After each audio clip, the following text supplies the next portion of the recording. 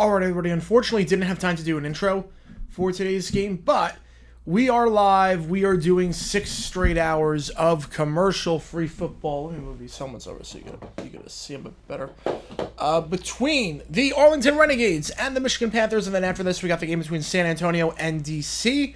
That should be a really, really good game.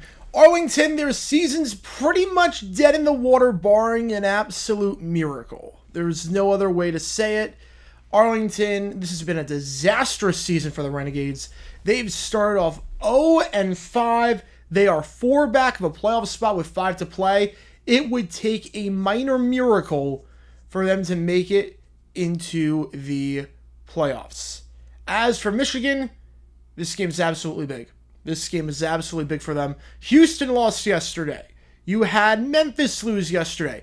If Michigan wins this game and goes to 4-2, they are 3 up on a playoff spot with 4 to play. They pretty much have it wrapped up. They pretty much have it locked in the bag that they will make the playoffs to face the Birmingham Stallions, who clinched a playoff spot, the first team to clinch yesterday, to the surprise of absolutely no one. And later today, we have the San Antonio DC, and that's a huge game in the playoff picture. Michigan's in a good spot. Arlington's in a terrible spot. We'll see what happens today, but we've got some football on Fox to start off. How's it going, everyone? My name is Jerry, and thank you so much for tuning in on this Sunday afternoon or morning, depending on where you are in the country. We got a lot happening in the sports world, and we got a lot happening in UFL land. So if you've never been to a JG9 live stream before, how it works like this, fire away with any questions you might have in the chat. I'll be happy to answer anything and everything. I'll be doing live play and color commentary on the game. You get any questions, fire away. I'll be happy to answer. Any donations, I get to your question right away. Otherwise, I just go in the order that I see the questions. So just keep that in mind. Any donation of $50 or more, you get your name on a permanent gnome that will be put on that top shelf over there.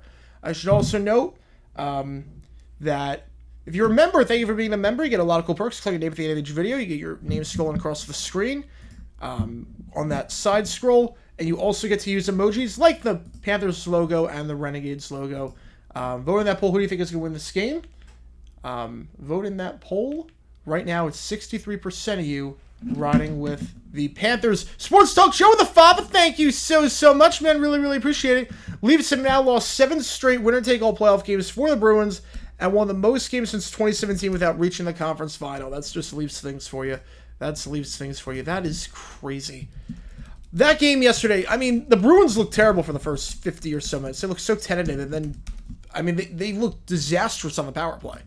And then all of a sudden, they just come alive at the very, very end. That goal was sick. That overtime goal was sick. And got Mana with the 5er. Thank you so much. Mahomes should not have been Super Bowl MVP after throwing a pick in KC territory. Ooh, all right. So Mahomes should not have won Super Bowl 54 MVP. I will give you that. I will give you Mahomes should not have won Super Bowl 54 MVP. I don't know who else he would have given it to, though, for Super Bowl 58. I don't know who else he would have given it to for Super Bowl 58. I really don't.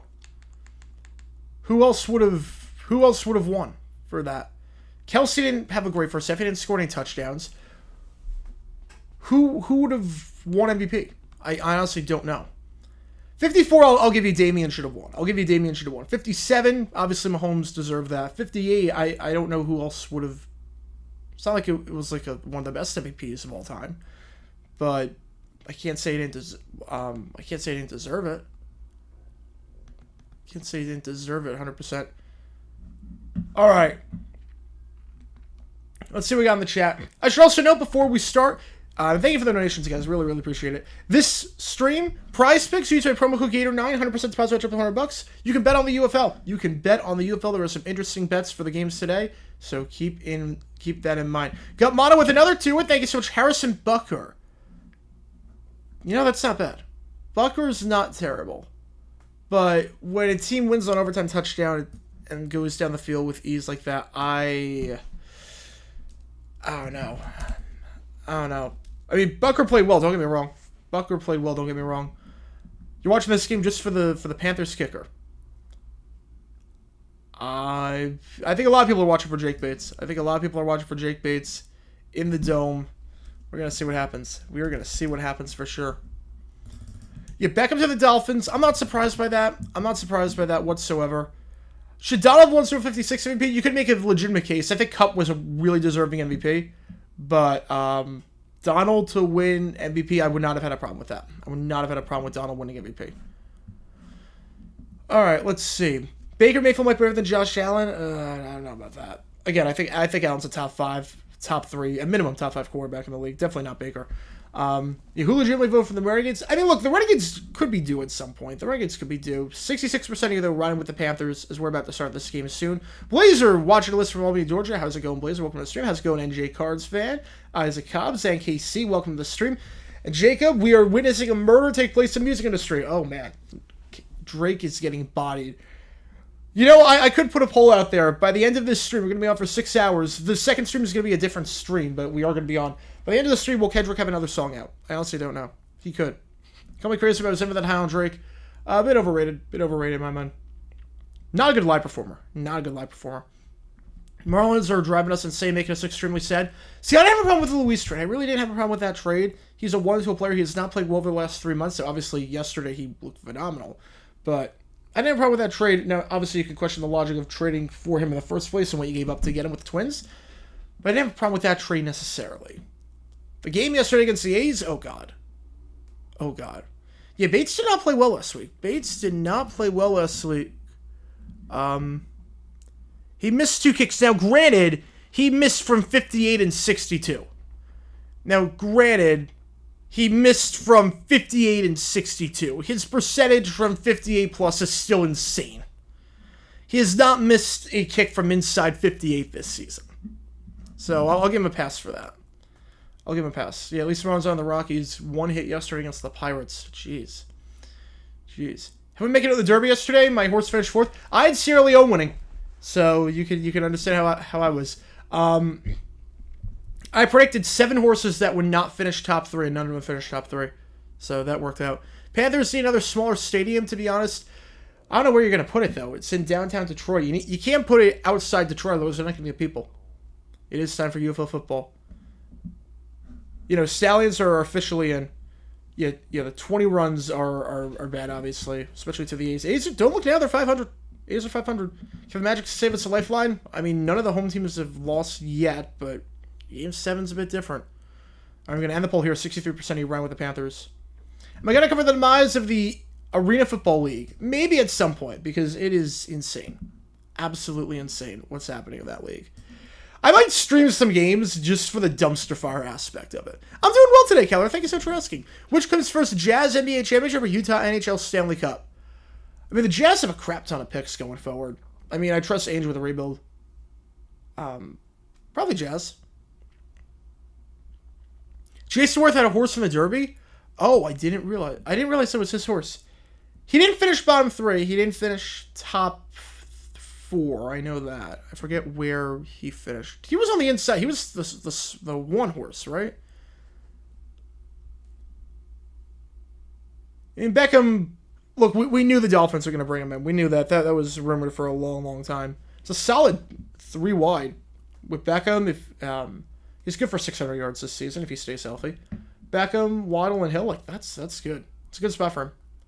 LOL Leafs. There you go. All right. Let's do this. Officially underway at Ford Field. Kickoff fielded by Michigan to start.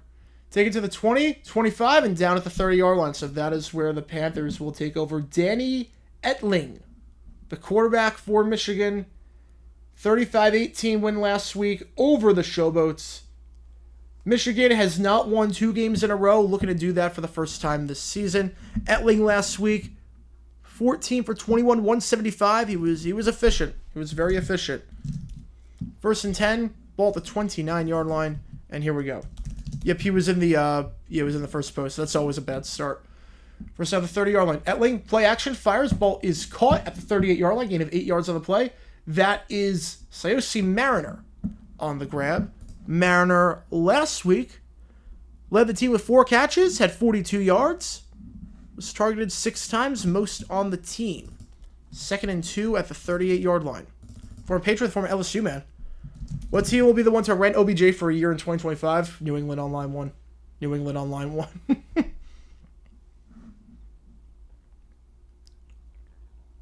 All right, second down. Gonna hand it off. Breaks 2 tackles and down to the 40-yard line. That should be enough for a first down, and it will be for the running back, Matthew Colburn. So even though Wes Hills is first on the depth chart, Matthew Colburn getting the first handoff of this game for the Panthers. Last week, Colburn, 58 attempts, 68 yards, and a touchdown. Wes Hills had a phenomenal game, 82 yards rushing and 3 touchdowns. It was probably the best game by any team running the football all season. They are going to say didn't get the first down, but then they just fall forward and they do get the first down. So they initially rule first down, then they say no, they didn't get it, and now they say yes, you got the first down on the third down play. All right. Yeah, Leafs are cursed. Leafs are cursed. Yeah, Cards, I could see probably 6 wins, 7 wins. I could see it. I could see it for sure. Really depends on that defense. First down the 40-yard line. Etling, 3 wide, 2 on the near side, 1 on the far side. Etling takes a step, play action, screen pass, ball is caught at the 45-yard line, and will be down at the second effort, 49-yard line, so gain of 9 on the play. Marcus Sims on the grab. Sims leads the team with 318 receiving yards. No one on the team besides him has more than 150, just to give you an idea of how important Sims is to this offense. Again, as a reminder, Michigan wins this game as Etling keeps himself, gets 4 yards and a first down at the 47-yard line. They're in plus territory to start this drive. Start this game. Michigan wins this game. They pretty much have a playoff spot locked. 3 up with 4 to play. Everything worked out perfectly for them in terms of Memphis losing and Houston losing yesterday. Houston put up quite a fight defensively. But Memphis, whole different story. First down the 48-yard line. Yeah, we'll see what the attendance is like for Michigan today. Obviously we don't know any numbers. Going deep, taking a deep shot. It's not Etling this time. It is caught at the 9-yard line.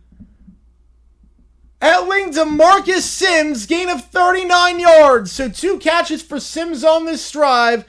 A gain of 39 yards. Huge play there. Back shoulder throw. Ball is caught. Let's double check. Make sure he held on. Yeah, that ball's not moving. That is a clean catch. That is a clean catch. 100%. That is a clean catch. First down at the 9-yard line. Etling, 3 wide, all lined up on the near side of the field. Etling keeps himself, play action, fires, end zone shot. It is a touchdown for the Michigan Panthers. What a start for them. Arlington's porous defense continues to be porous as Danny Etling, after throwing a 39-yard pass to Sims, hits Mariner for the touchdown. Get the light show going. Mariner's first touchdown of the season. 2 catches on that drive. And Michigan scores the first points of the game. Looks like offense is going to go for 2.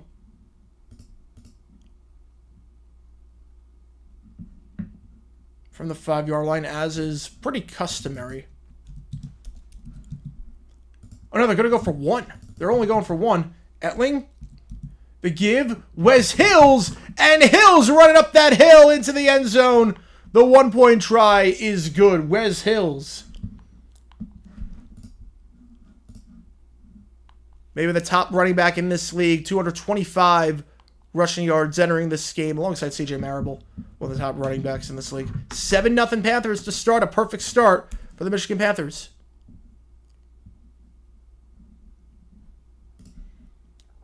So Arlington haven't won a game this season, and they are going to be behind the 8 ball to start. Right, as a reminder, donation gets your question right away. $20 or $50 or more, you get your name on a gnome. I'll show you the gnome that we then put behind here by the XFL UFL homes. To get this gnome, you get your name on a gnome. Actual permanent name on a gnome with chalk. And then prize picks, again, use the promo code Gator 900% deposit drops to $100. Helps the channel out a lot, and you can bet on the UFL, which is awesome.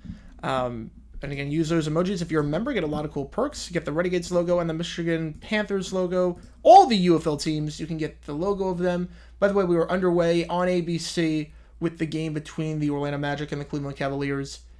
Winner of that has the right to get decimated by Boston in the next round. But we'll see if we can play the song for the Orlando Magic. We'll see if we can play the song. It's inappropriate to relocate / fold Memphis and Michigan after one UFL season. What are your thoughts on that?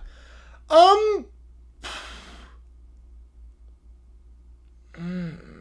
mean, I'm not sure it makes financial sense to go to 10 teams if you don't have the strong 8 markets just yet. You know what I mean? Like, I don't think... Like it's almost like this. If Disney World wants to add a 5th park, does that make sense if right now a lot of people view Animal Kingdom as a half-day park? I think it would make more sense to add stuff to Animal Kingdom. I think that's the same logic with the UFL. Michael Hoda with a $5. Thank you so much. Hey, JG, hope you well, brother. Long rest to JG fam. Grubhub, as usual. Frank, be with you into my Orthodox brethren. Christ is risen. Yes, Orthodox Christianity today is a big day there. Thank you so much, Michael. Really, really appreciate it, man. Really, really appreciate it, as always. Yeah, I think that the Celtics at least reach the Eastern Finals. I'd be shocked if they don't make the NBA Finals. I'd be absolutely... It'd be stunning if they don't make the Eastern Finals. You know, Memphis, it was 5K. It was 5K. It was terrible. There's no excuse. The weather was good. 5K, it was terrible. Absolutely terrible. Like, I would move teams before I go to 10. Unless it's a TV league. If it's a TV league and you're like, you know what, the TV ratings are good, we want one more game a week, you know, then in that case, I'm fine with it. If you can keep the costs down, obviously. But, I don't know, I just feel like it wouldn't make a lot of sense. I would love to see expansion. Don't get me wrong. But I'm not sure it would make a whole lot of sense if it's attendance-driven league. Now, if it's TV-driven league, different story. Different story. Kickoff field at the 5-yard line. Here we go. Taken to the 20. 25, 30. Has a hole. Cutting to the outside. 35. Out of bounds at the 39-yard line. And a late hit is what they're going to call. So to the 49 to the 46-yard line of Michigan. A great return on the play by Jawan Mangio. And Manigo to the 46-yard line. They're going to call a late hit there. Going to call a Mike Tafua. So first down for Arlington, the 46 of Michigan, following the 15-yard penalty for a late hit. Yeah, that's Vipers numbers right there. That's Vipers numbers for sure. Extra point was good. Yeah, extra point was good. 7-0. They went for 1. They got it. Now, I will say this. There are...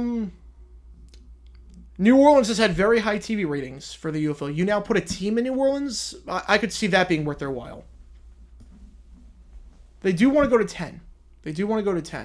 So Luis Perez, the quarterback for the Renegades, leads the UFL in passing yards. Again, on Prize Picks, you could bet over under more or less than 203.5, which I love those odds of more than. First down, 47. Handoff up the middle, broken tackle down to the 41-yard line. Davion Smith. Should note no Letty Brown. He is inactive today. So they're going to have to ride a whole lot of Davion Smith. Running game has not been good for Arlington this season. It's a big reason why Arlington has struggled the way they have. Last week, just 2.5 yards per carry. Smith, just 7 rushing yards on the day. Play action, Perez's pass is broken up, batted at the line by Walter Palmore. So 3rd and 4. Yeah, bring back the Breakers and bring back the team in Canton, Ohio. Or go to Omaha. I would relocate Memphis to Omaha, and I would bring back Canton, Ohio, and bring back the Breakers. Yeah, the Stars, the problem is there's no place to play. I mean, I guess you could play at PPL Park or wherever they call the Union Stadium now. But that's out of the way in Chester. I'm not sure you're going to get people out in Chester. Oh, no, you're not too late. Game just started. 3rd and 4. Perez looking. Slant route. Caught. Nice play to get up there and make that grab. It's Tyler Vaughn to the 35-yard line. 6-yard gain and a first down. Who's worse, Etman, Coriat, Tony Smith, or Vaughn Dunbar? Ooh. I'm going to say Tony Smith. I'm going to say Tony Smith on that one. Nice high grab there by Tyler Vaughn's top receiver on the team in terms of catches. 23 entering this game. Last week, 5 catches, 45 yards. Big catch there to keep the drive alive. Perez fires. The flat ball is caught by his running back. Gain of 4 on the play. Could have been a bit more, but it was a bit of a low throw because of the pressure. Catch made by Davion Smith at the 31-yard line. Knights are stars in the AHL. I've got Dallas winning Game 7. Usually Game 7, I just take the home team. Usually a strategy for Game 7 is take the home team.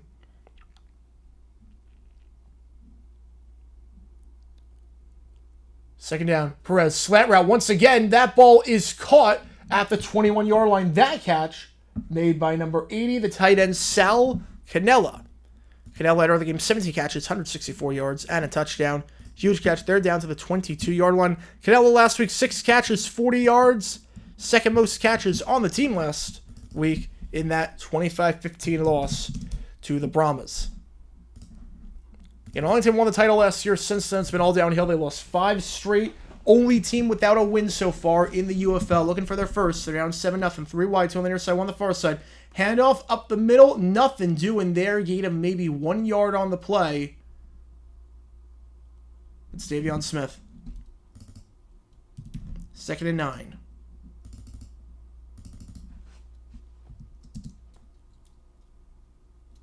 If we lose Game 7, I will want to talk about, like, Scooter. I'm sure Scooter will be all over that. So their original colors off McDonald's colors for the Stars. So you want that helmet. You want what it was in that helmet. Yeah. I totally got it. That was a great one. Which defense would I rather have, 2024 Renegades or the 08 Lions? No comment. 2nd and 9, Perez. They send 4. Fires of middle field. Slant route. Caught at the 13-yard line. Smith on the grab. That's now 2 catches on the stride for the running back. Smith brings up 3rd and... Are they going to say it was incomplete? They're actually going to say that was incomplete. So my apologies. They're actually going to say that ball hit the ground. I would like to see a replay on that one. No arguments. They are going to say that ball hit the ground. Looks on first glance like it did catch it, but...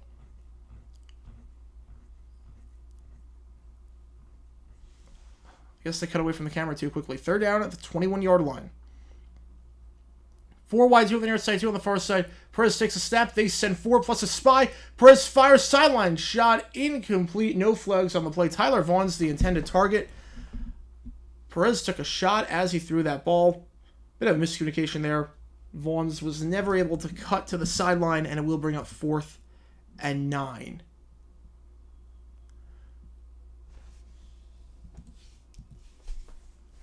Pressure there from... or coverage there, I should say, from Keith Gibson Jr. 4th and 9, looks like they are going to try the field goal for Jonathan Garibay, the new kicker. Again, they released Taylor Russolino. This kick is good. So both teams points to start off. Renegades get 3, but they trail by 4. With 6:57 left. Let's get that timer down to 6:57, and then we'll be good to go. Sports Talk Chud with a tour. Thank you so much, man. Really appreciate it. Let me get the score, and then let me get your question. What are the UFL playoff tiebreakers? That is a good question.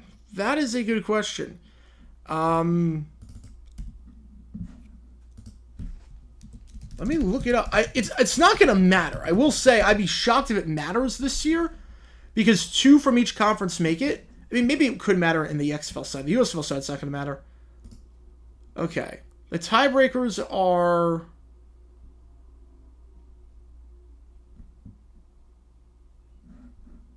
I mean, head-to-head would be the first. But...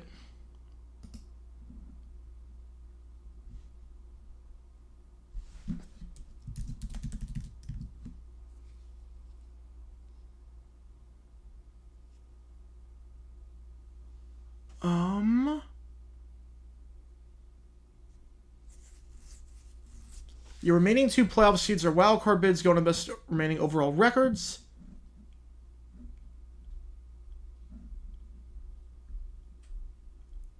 Yeah, the tiebreakers head to head. I think touchdown margin. I think that's up there. Touchdown differential. So how many more touchdowns you score than you give up? So, like, Birmingham right now is plus 10 in that department.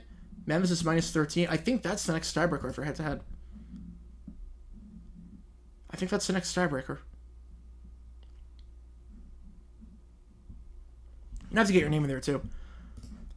You can't really find it on the website. I'm not sure why. You can't really find it on the website what the tiebreakers are. But I'm sure they're going to announce it as it becomes applicable. You have to remember also, this is a league that sort of, I don't want to say sort of makes stuff as it goes along, but did have, remember in the USFL year one, how it did have, they said the final game of the season was going to be between the two worst teams. That game would determine the number one pick. The winner of that game gets the number one pick. Battlehawks Stallions, who wins? Do you think the Pelicans trade Ingram? Will the Rangers come to the President's Trophy cursor? Let me get to all these. Pelicans trade Ingram? I don't think so. I think they run it back for one more year. You could argue whether it's right or wrong, but I think they run it back for one more year now that Zion actually looks pretty good if he could stay healthy. Well, the Rangers come to the President's Trophy curse. I've got the Canes winning it all, so I think the Rangers do lose that series, but I don't think it'd be the curse. That matchup is Stanley Cup Finals worthy. The fact that it's conference semis, I hate the playoff format in the NHL. That should not be anything before the conference finals. And then Battlehawks Stallions, who wins? I can't bet against the Stallions right now. With the way Adriel Martinez is playing, I can't bet against them. I really can't. I love St. Louis. I love the way that offense is playing. But I can't bet against Birmingham.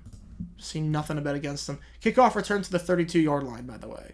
So that's where Michigan will start this stride. Danny Etley and company drove down the field with relative ease. They stayed ahead of schedule. No plays getting 0 or negative yards. See what happens here on this drive. Yeah, Renegades are not a good team. They have no wins. They have no wins this season. Only team without any wins. But are they the worst team in the league? I don't know. Houston's pretty bad, although their defense, I will give their defense a lot of props. But they are poorly coached with Curtis Johnson. Memphis looks awful. I'm not sure who's worse. I honestly don't know if Arlington or Memphis is worse right now. But next week, obviously, the big game, what is it, 4 o'clock Eastern, I think? Stallions, Battlehawks. That's the most anticipated regular season game in spring football history in the modern era. Hills on the run down to the 36-yard line. His first carry of the day, that will count in the stat sheet again. He did have the 1-point try. No O-line, no running game. It's said about a lot of teams in the UFL. Running game is really poor across the board. O-line, not great across the board.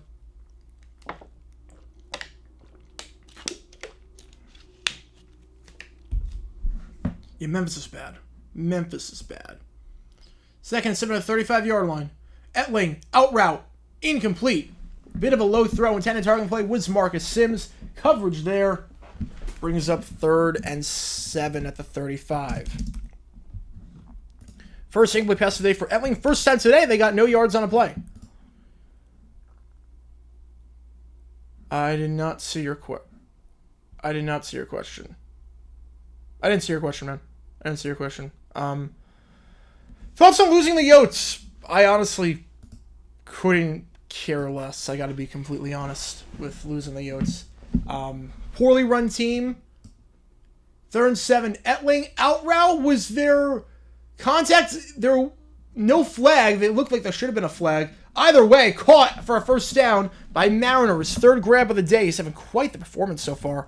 First down at the 42-yard line. It looked like there definitely was contact at the top of the route to some extent. Coverage there by Darren Evans. First to the 42-yard line.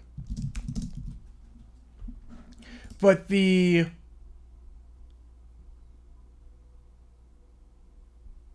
Oh, no, you're not. You're not late at all. You're not late at all, man.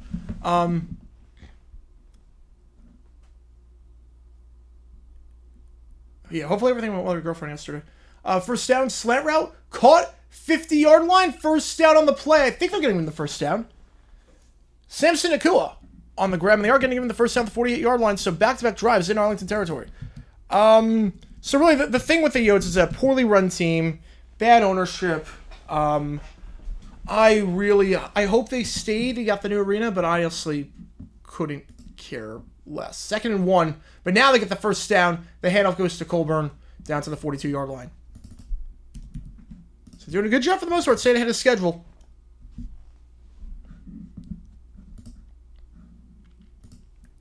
Doing a good job for the most part, staying ahead of schedule.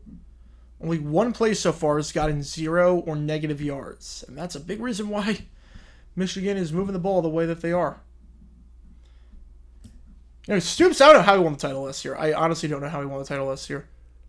The handoff now, that's a stop for the Renegades at the 45-yard line. Loss of 3 on the play. Schuler on the stop. 2nd and 13.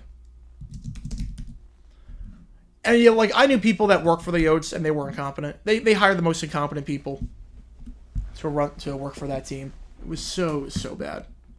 Not a well-run organization. Hopefully, I want an NHL team to come back with a new arena and new ownership. I would love that, but because I would love a hockey team to root for, but I'm glad it's not the Yotes in this current incarnation, at least. 2nd down, slant route, caught to get some of that yardage back. Still have a ways to go on 3rd down at the 39-yard line. Tackle on the play there made by Willie Taylor. The ball to 39 brings up 3rd and let's call it 7. 3rd and 8 is what they're going to mark it. Etling 7 for 8 to start this game off. A great start for him. Last week, Renegades allowed 25 points to the Brahmas. They played well in terms of pass defense. They got 3 picks on Normandy, but not a great start today. 3rd and 8 to 39. Etling, 4 wide. They're going to hand it off. I think the idea there is let's just set Jake Bates up for a field goal attempt. Gain of 2. Colburn on the run. And it will bring up the legend himself, Jake Bates, from 55 yards out. He's perfect this season from inside 58. He's perfect from inside 58. Obviously, he had a 64-yarder earlier this year. He's perfect inside Ford Field. This one, in terms of distance, obviously, this is not going to be difficult in terms of distance. Here we go. The kick for Bates to make it a 7-point game. Jake Bates' kick is up. Would you expect anything less? It's perfect. Makes a 55-yarder look like a 30-yarder. And with 2:05 left in the first quarter, the Panthers... Hang on. Flag on the play. Oh, wait, offside. Hang on a second. Yeah, that was 4th and 5. Hang on a second. So great kick by Bates, but it might not count because the Renegades were offside. And if that's 4th and 6, they'll count it. But if it's 4th and 5, they're going to say 4th and 5. Offside on the play, so it's a free first down for the Panthers. Oh my goodness, horrible job there by the Renegades special teams. This bad season for them just gets worse. A stupid offside penalty on the Renegades. That's going to be first down the 32-yard line. They can't get out of their own way. The handoff goes to Hills. Hills down to the 29-yard line, brought down there. Looked like by Stokes. Some extracurricular activity happening afterwards. 2nd and 7. Yeah, that's a backbreaking penalty. That's everything going wrong. Yes, yeah, hopefully with the Oats, they come back, but with better ownership and a new arena. Let's see what else we got. Love the draft video saying there was a house band. Yeah, it's a lot of fun to go. 2nd down, almost intercepted. Jumped around and would have taken it to the house. Stephen Jones Jr. Hicatini, the intended target. That's 2 incomplete passes now for Etling on this drive. 3rd and 7. I would have said that would have been the most strategic offside penalty of all time because Jones jumped that route. That was close to being a pick 6. Without Spanos, are the Chargers still in San Diego? I think so. Yeah, draft's a lot of fun to go. I will say, definitely brushed up on your knowledge of the players getting drafted, not just the first day, but like every other day too. Otherwise, it gets really boring. But I have knowledge of the players, so that's fine. 3rd and 7. Hills on the grab, down to the 25-yard line, brings up 4th and 3. All right, so it might not make a difference. There might not be any harm done with that offside penalty, unless they jump offside again for some stupid reason. AFL Week 1, yeah, poorly run. Very poorly run. The league's in shambles right now. Teams are folding. Teams don't have a place to play. Teams aren't getting paid. The commissioner is a scam artist. It's bad. It's bad. All right. This one from 43. This one a lot easier for Bates. Hit from 55 earlier, but it didn't count. And that one is good. No offside penalty there. So 10-3. We just delayed the result by about 2 minutes. But I think after missing 2 kicks last week, you can't really blame for missing the kicks. They were 58 plus yards. They were not kicks you expect anyone to make. It's just the standard for Bates is so good. I think we can say he's back. Not that he ever left, but I think we can say that he is back. 10-3 game. With 14 seconds left in the first quarter. Again, Panthers 3-2. They win this game. They are in a very good spot. All right. What the stupidest dumb decision I've made, like it was dumb that I've made? Oh, I've made plenty. I've made plenty of dumb decisions in my life. Whatever happened to the dummies, they're gonna happen. I just was so busy with a lot of other stuff with the channel and everything. The dummies are coming. Dummies are coming. I might just do before the start of the season. It's like a reminiscing kind of thing. This on Fox. Oh yeah, so the What a Pro Wants commercial, oh man, one of the worst commercials of all time. There should be a law. You know there are laws about commercials. Okay, you can't have certain things in commercials. Like they can't be louder. There should not be commercials where people are singing off key. Anything that violates the eardrums like that should not be allowed in a commercial. Unless it's intentional. If it's intentional, that's different. But that is a horrible commercial. And I'm hoping Christina Aguilera made a ton of money off that because it's soiling the name of a very good song. Well, IFL should rebrand as the AFL. I don't know rebrand. I think they're doing just fine. I think the IFL's doing just fine as it is. But they'll get the teams from the they'll get the teams that survive the AFL. Yeah, AAF at least lasted more than a week. At least the guys got paid for a week. At least the dimensions of the field were the same. A documentary about the DGV that breaks all the laws? Honestly, maybe, because that's like a big issue. That's a big issue. I don't know. But I'll do something on Twitter tomorrow about it. I'll post something on Twitter. We'll see what happens. Because that's like a legitimate issue. Like, that's putting people's lives at risk. Like I was sick when I saw that. Like, that's legit people lives at risk. Mark Thompson might retired. Yes, Mark Thompson. So he got into a fight yesterday. He did say, like, it's been a great career. I only have one regret, and that was not taking the practice squad job. I could see it. He might just be super frustrated. But you never know. It's been that kind of season for the Roughnecks. Kickoff fielder at the 5-yard line. Taken out to the 20. 25, 30, 35. Has some room down to the 40-yard line. Nice return there by JM. So good field position once again for the Renegades. Started the last start in plus territory after a nice return. So the same spot plus 15-yard penalty. And now they have it at the 40-yard line. 1st and 10. Yeah, Mitchell's a good running backs coach. Mitchell's a decent running backs coach. He had a very long career as a running backs coach. I think he was in Jacksonville too. I want to say he was at one point the Jags running backs coach. Maybe I could be mistaken on that. But he was a very solid running backs coach. No, I'm thinking of someone else. He was not with the Jags. Who am I thinking of? I don't know who I'm thinking of. Was a former running back around that time. Oh, I might be thinking of Robisky. I'm thinking of Robisky, I think. Yeah, I'm thinking of Robisky.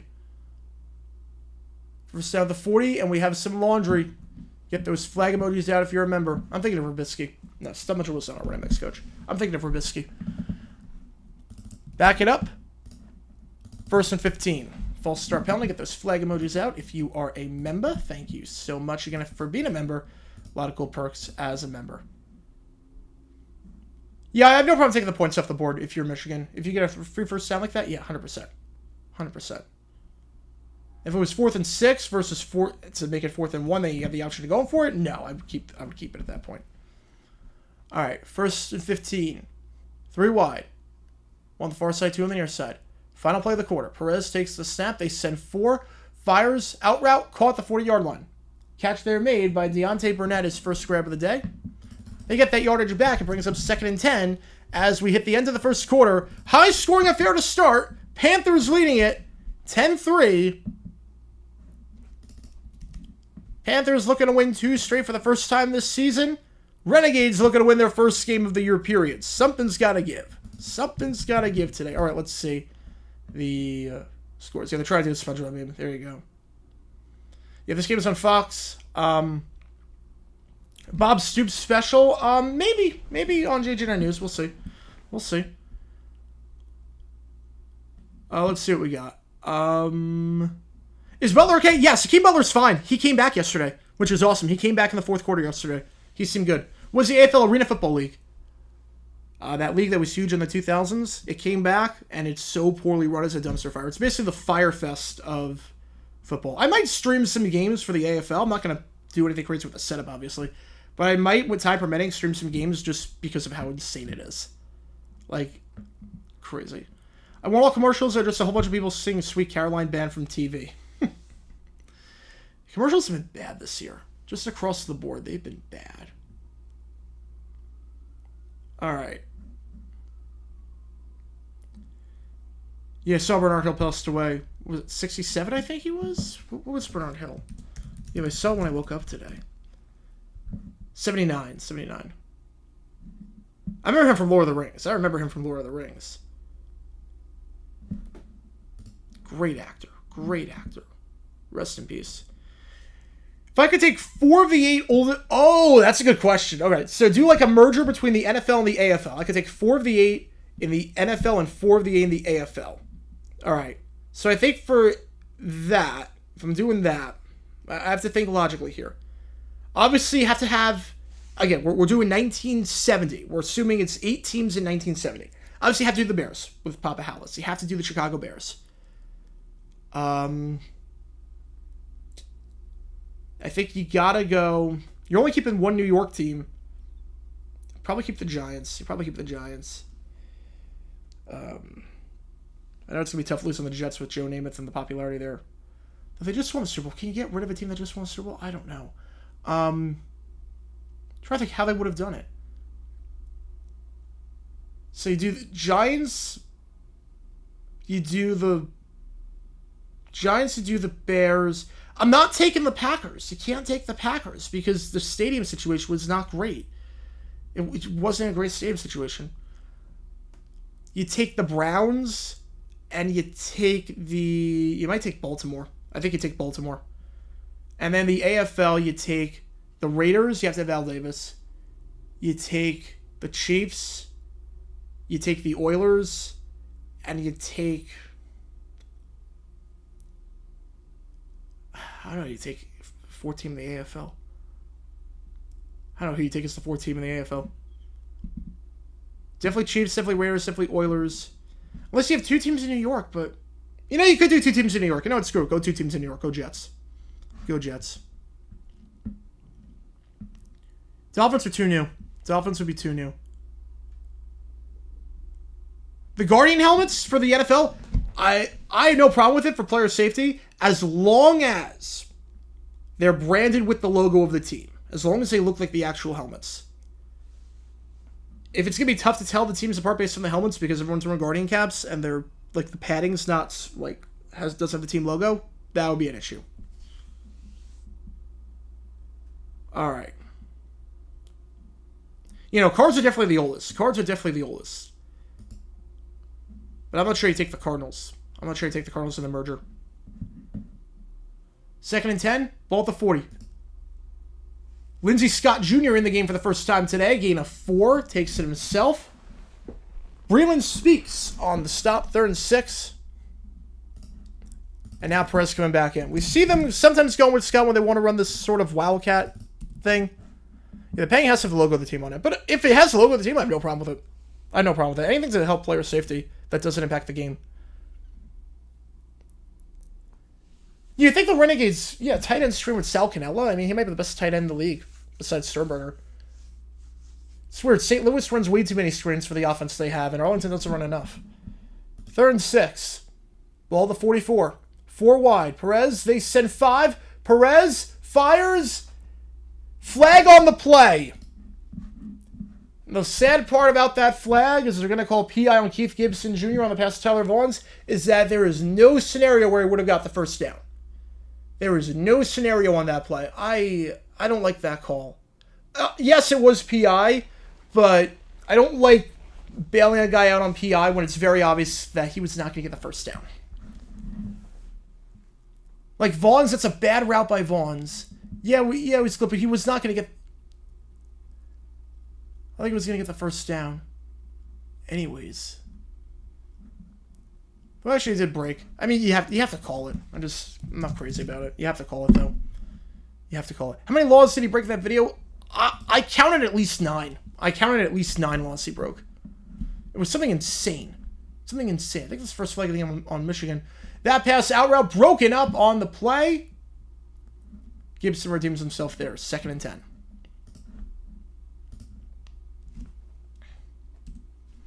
Yeah, because he broke not wearing a seatbelt. He broke not using turn signal to pull in. He broke road rage laws. He broke speed limit laws. He broke a lot of laws. Filming while driving, obviously. Having 0 hands on the wheel. A lot of laws he broke in that video. A lot of laws. Like, legitimately, that could get people killed. 3 wide. Perez, pressured, has to avoid the sack. He cannot. It's a loss of 1, and it's Rondell Carter on the stop. 3rd and 11 coming up. Carter with a huge sack there. They're playing the Cowboys in the playoffs. Yeah. If the NFL expands to European teams, they'll have a hard time attracting free agents, getting draft picks to play for them. You would have to expand the salary cap. You would have to give the European teams a loaded salary cap. Where they get more money to spend than the NFL teams in America. Because obviously travel costs and moving and everything, it's going to be inflated. It's going to be a lot different. I mean, look, you don't have to wear the Guardian cap. It's optional. Completely optional. 3rd down after the sack by Carter. Perez, they send 4. Perez, deep shot down the sideline! And off the hands of Javonte Payton, who led the team in receptions last week. Payton, 7 catches, 119 yards, looking for his first catch of the day, and that was off his hands. That's a great throw by Perez. Would have been in the red zone. But instead, despite the good starting field position, Arlington will have to punt this ball away. Yeah, Mexico City is a massive market. They'll go to Mexico City soon. They're gonna go to Mexico City. If they expand, they're gonna go to Mexico City soon. 4th and 10. The punt here by King, the former Raider punter. This one is fielded at the 12-yard line, going down the sideline, out of bounds at the 19-yard line. So nice punt there by King. Inside the 20-yard line is where the Panthers will start their drive. First drive by either team that didn't result in points. Panthers still leading 10-3. As we go to commercial break. And as a reminder, after this game, San Antonio, D.C., which is also on Fox. That's a huge, huge game. D.C. fighting for their playoff lives.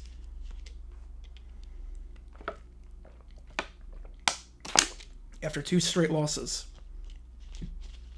Get Jimmy Johnson a coach of the team. I'm not sure. The man's having trouble speaking on NFL on Fox NFL Sunday. I'm not sure he would do a good job anymore.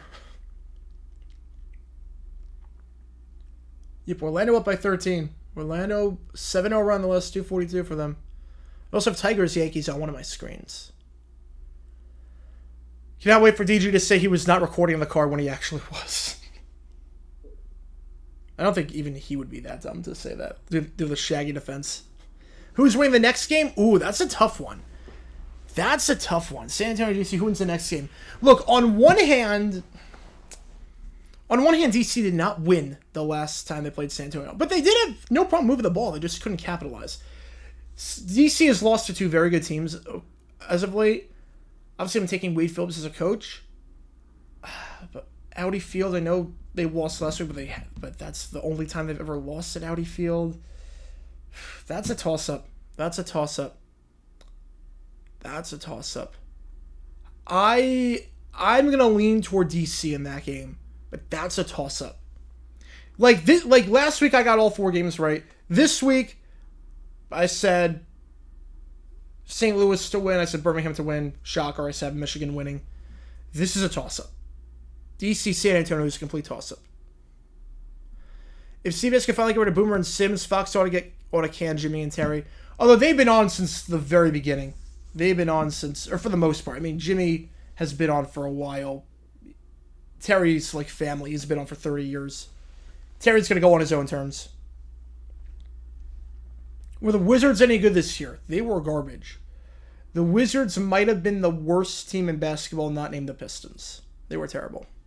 If the world didn't shut down, would XFL 2020 still be around? I think so. That was a well-run league. There were no real issues in terms of finances. I think it'd still be around. I think it would still be around. First down, the 20-yard line. Etling hands it off up the middle to Hills. Gain of 1 on the play. Second and 9 at the 21-yard line. Again, any donation gets your question right away. Otherwise, we'll just go in the order I'm seeing them. Any members get to use a lot of cool perks, like a name at the end of each video. Members only Q&A streams, emojis in the chat. You get green text next to your name. Members only Q&A streams at the end of each month. And again, prize picks. You can bet on the UFL. Promo code Gator9, 100% deposit match up to $100. Helps out a ton. Helps out a ton. All right, second and 9. Etling, they send 4. Fires middle of the field. Caught. Nice open field tackle to prevent the first down by Story Jackson. Catch on the play there made by who else but Marcus Sims. 3rd and 2 at the 28-yard line. Yeah, I think Arlington's got 2 first downs. Arlington, they've had trouble moving the ball. So they have trouble running the ball. That drop by Payton was huge. That drop by Payton, that's a catch he's got to make. Will the AFL 2024 be the last of the AFL? Someone's going to try to revive it 5 years from now. Someone will try to revive it. It won't work, but someone's going to try to revive it. Hasn't handled Florida Base for 5 days is a miracle. 3rd and 2. Handoff. Arlington's all over that for the first time today. Michigan will be forced to punt. Hills going absolutely nowhere.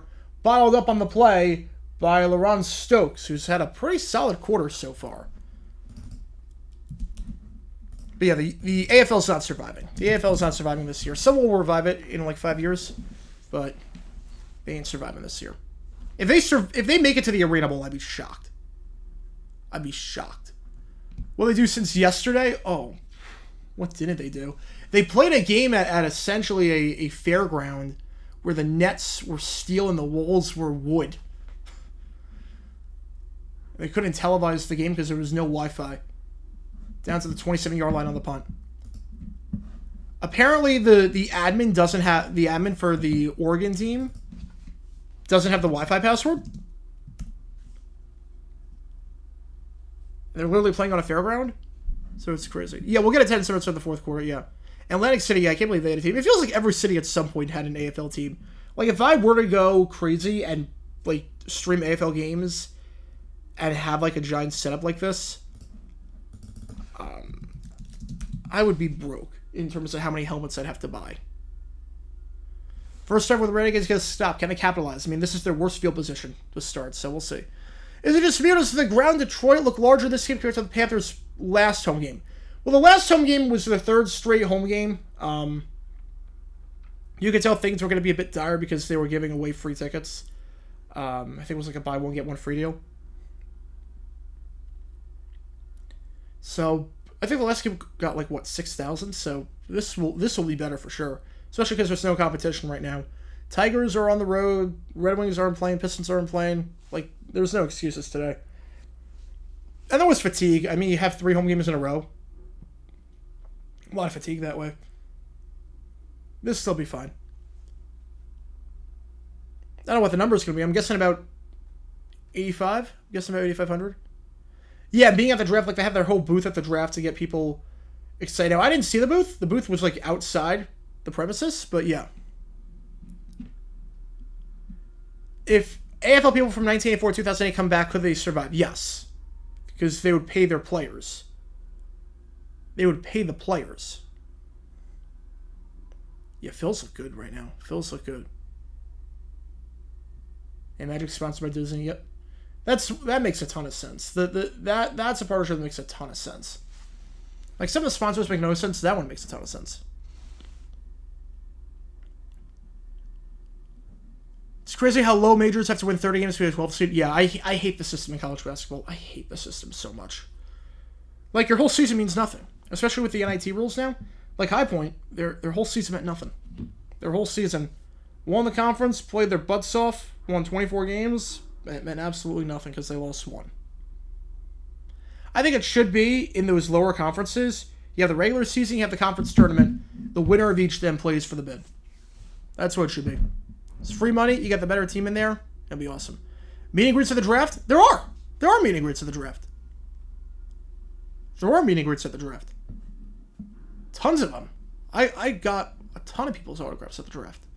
First down, the 26-yard line. Perez, very delayed handoff, but it's going to get a gain of 4. Day Hunter on the run. Hunter last week led the team with 9 carries for 33 yards. Sad part was 3.7 yards per carry was the top total of anyone on the team. They're going quick. 2nd and 6 at the 30-yard line. Once again, the give to Hunter. Hunter has a first down. Can't stay on his feet, but does pick up 13 yards at the 43-yard line. Their longest run last week was 12. That one goes for 13 and a first down. So Hunter, 2 runs on this drive for 17 yards. He just looks more explosive than Smith. Smith looks very slow to hit the hole. And for a guy that big, he doesn't really break a lot of tackles. Hunter actually looks kind of explosive. Perez fires sideline throw. Bobbled and incomplete. Nice tight coverage there by Levante Taylor. Intended target to Devontae Payton. So, 2 targets now for Payton. No catches. Trying to get him going. Like they did last week. I never thought I'd see the day where the Rangers win a World Series pennant. Yep, you can thank the D-backs for their bullpen just completely collapsing that series. No, they earned it. They earned it. Their offense was on another level. Rangers played their butts off. I want to see the D-backs win for obvious reasons, but they played their butts off. 2nd and 10. Handoff. Hunter. Spin move. Another broken tackle down to the 46-yard line. Brought down eventually there by Kedrick Whitehead Jr. But brings up 3rd and manageable. 3rd and let's call it 7. As Hunter's going to come in for 3 runs on the drive. Yeah, the AFL founder owns the patent. That's why IFL doesn't have the side netting. Yeah, they don't have the netting off the wall for the IFL. Can the Phillies win the NL East? They could. I got the Braves winning, but with the way the Phillies are playing right now, nothing would shock me. They'll make the playoffs. Absolutely make the playoffs. Chance of the Arlington Renegades winning this game? I'd say 30%. 3rd and 7. Perez fires, middle of the field, caught on the play into plus territory. Best drive of the day, down to the 42-yard line. Rock the baby. Tyler Vaughn's first down at the 42. Yeah, Arlington winning last year. I mean, granted, they were a different team with Perez, but that was shocking to me. What year will the Rangers' old stadium get demolished where the Renegades play right now? I mean, it hosts football games. Like, there's no real reason for it to be demolished unless you're going to build, like, stuff there, which I don't know what you build. First down, the pass, out route, caught by the tight end, Sal Cannella. Down to the 35-yard line, 2nd and 3. They're going quickly. They're showing some tempo, and I have not set the clock. There we go. Nope, wait. Hang on. There we go. Sort of. There it is. 2nd and 1. The give. Smith bounces it outside, out to the 28-yard line. First down on the play. This is the best drive of the game for Arlington. They got more first downs on this drive than their first 2 combined. Down to the 28. Oh, chance of them being winless this year. Oh, I think they'll win 1. With the way Memphis is playing right now, I think they beat Memphis. Yeah, they got Memphis. Memphis is the worst team right now. From the eye test, Memphis is the worst team. Like, they just look abysmal in every sense of the word. It's funny, I had the Defenders missing the playoffs, but I said the Renegades would make it because of Perez. So much for that.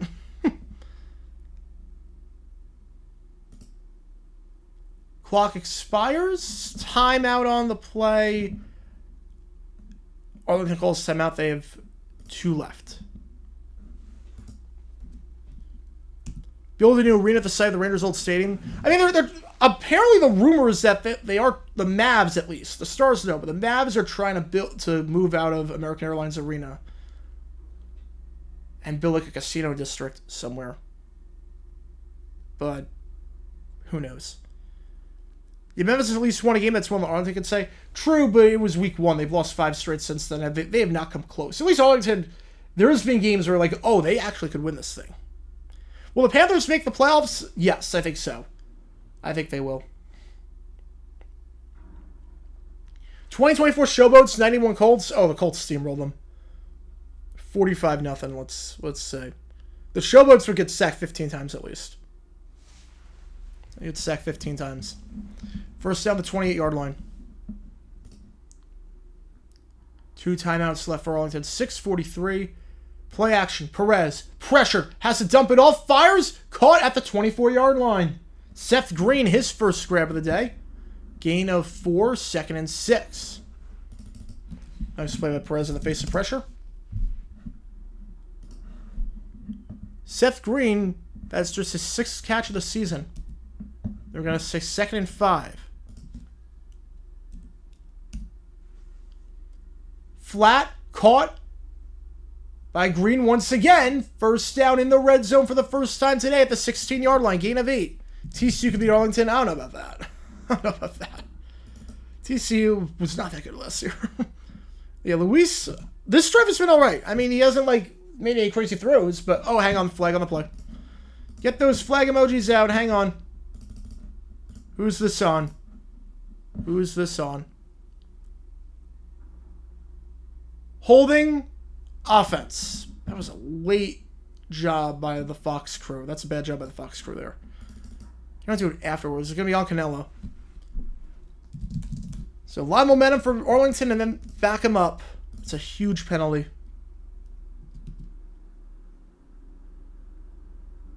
Huge penalty there. Underrated bad NFL team, like they don't get talked about enough how bad they are. Ooh. Honestly, I'd say 81 Pats to some extent. Because people talk about the 81 Colts, how bad that defense was. People don't also remember that the Pats had the number 1 pick in 82 because Kenneth Sims did nothing. I'd say 81 Pats to some extent. 2nd and 14 now at the 33-yard line following the holding penalty on Sal Cannella. And it's going to be one of those jet sweep passes. And it's going to get some of that yardage back. Actually, a lot of that yardage back. That's JM there down to the 23-yard line. Brings up 3rd, and let's call it 4. Why is Michigan have so many home games? I think just where the schedule worked out. But yeah, the crowd looks fuller. The crowd definitely looks fuller. The fact they're selling some of the quarter end zone seats, it definitely looks fuller. Because before those corner end zone seats were not sold. Tom Landry rolling in his grave. Yeah, if he thought this was how the Cowboys are all in, he'd be dying. 3rd and 4, 4 wide, 2 on the near side, 2 on the far side.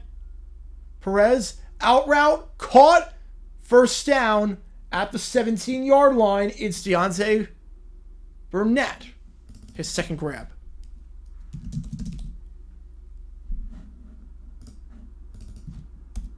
I mean, most Major League tickets are pretty cheap if you know where to look. Obviously, there are some teams that are the exception, but for the most part... Yeah, Oakland played phenomenal yesterday. First down, the 17-yard line. 3 wide. Scott in the game at QB, down to the 12. They like doing that Wildcat-esque package. Gain of 5 on the play. 2nd and 5. As we have some extracurriculars afterwards. I see Cameron Hunt, the right guard, getting into it. A little bit. 2nd and 5. According to Fox Sports, 89% of the country, including Birmingham and Houston, got the Stallions Roughnecks team last week. 11% of the country, including Dallas and San Antonio, got the other game. That surprised me in terms of the percentages. That surprises me. Who was the last NFL team to go winless but didn't lose every game? Oh, that season. It's 82 Colts. 08-1. 08-1. Tie against the Packers. 2nd and 5. Pitches it out to the 10. Day-Day Hunter to the 5. Hunter is in. Hunter is on the hunt. And the Renegades are down by 1. Touchdown, Arlington. Day-Day Hunter.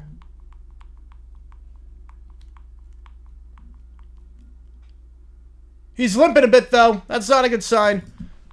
The best drive of the game, maybe the best drive of the season for Arlington, They actually get a ground game going. They call an option. Scott pitches it to Hunter, and Hunter is in the end zone. The first rushing touchdown for Hunter this season. Oh, he got hurt on the celebration. Oh, crap. Are you kidding me? He got hurt on the celebration. He got hurt on the celebration. You've got to be kidding me. The one good thing the Renegades do right all season, and he gets hurt on the celebration. Perez fires corner of the end zone on a 2-point try. Arlington has the lead. It's Burnett.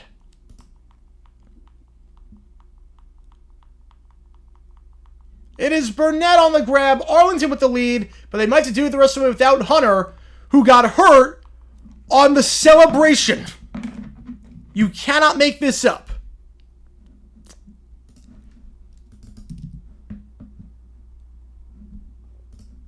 Hang on, I have to tweet this out. Yeah, he Bill Grammatica himself. Hang on.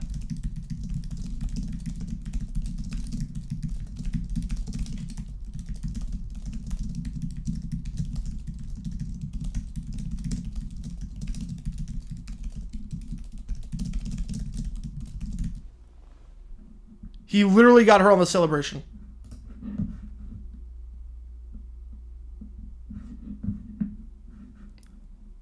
That is a Bill Grammatica. That is a oh, I'm blanking on the bear.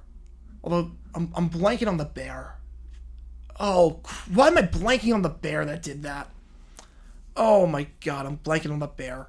It was down by like 35 points too. Gus Farag giving a concussion. Yep. Would I rather hurt myself on a celebration or hurt myself doing an unnecessary hurdle? I would say at least the hurdle. I'm trying to make a play. The celebration is just a dumb way. Oh, I think they're booing their team. When you're down by 16 in an elimination game, I think you're booing your team.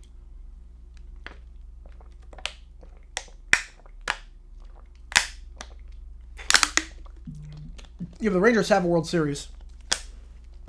And the Mavs, I mean, they won this series. They could make it to the conference finals. That was it, Lamar Houston. That was the guy. Yeah, what were they, down by 35 against the Pats with 4 minutes left, and he celebrates a sack dance, and he's out for the season? That was the dumbest celebration of all time. That was the dumbest one by far.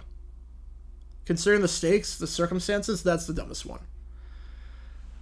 I cannot believe you got hurt on a celebration. Jeez. All right, but Arlington, looking for the first win of the season. They're up by 1. And they do get the ball to start the second half. Keep that in mind. They do get the ball to start the second half. So, just something to keep in mind. Yeah, this is a good game so far. And then later today, obviously, DC, San Antonio. Big game in the XFL conference.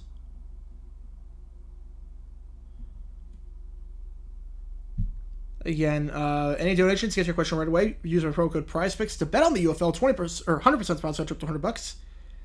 You can bet on the UFL. Luis Perez was over/under more or less than 203.5 for passing yards. Looked pretty good on that drive. Made some smart plays. Kickoff here with 4:04 left in the first half. Field at the 10, taken to the 20, 25, 30. Jukes up the middle. Bounced outside to the 35. Can't shed off the tackle at the 41. And a face mask penalty is coming. We'll see if that's the only flag on this. I think that was Vic Beasley, the former sack leader with the Atlanta Falcons, who committed the penalty, number 42. We'll see how many flags there are. There's definitely one for a face mask. Oh no, 1 point lead is definitely not safe. 1 point lead is definitely not safe. But there might be multiple flags here, because that flag graphic came out before the face mask. So there is some laundry to sort out. Obviously, face mask on the play. But we'll see.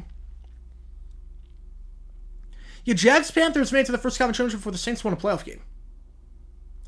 Is the Shenanigans team the best offensive team in football? Oh, absolutely. Absolutely. We're still sorting out the laundry again. After this, the next game is on Fox between DC and San Antonio. And We're going to be on live for that. That'll be a separate stream, but we will be going live for that. Only watching this on mute listening to Doom Metal? Probably, but that's not a bad way to do it. Alright, so we're still sorting this out. Still no official ruling yet. Egan remember for 8 months now. Thank you so much. Bigger MVP sub. 62 Will or 06 Kobe. As 08 Ed Reed, the biggest defensive player of the year sub of all time. I would say 62. I would say 06 Kobe, 62 Wilt. I'm gonna say Wilt and 08 Ed Reed. Yeah. I'm actually gonna say. That's a good question. I think.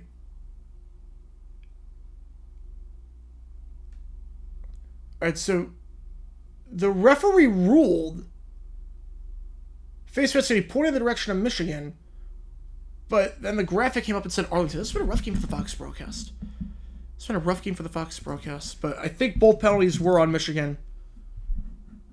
And Beasley did not commit the face mask penalty.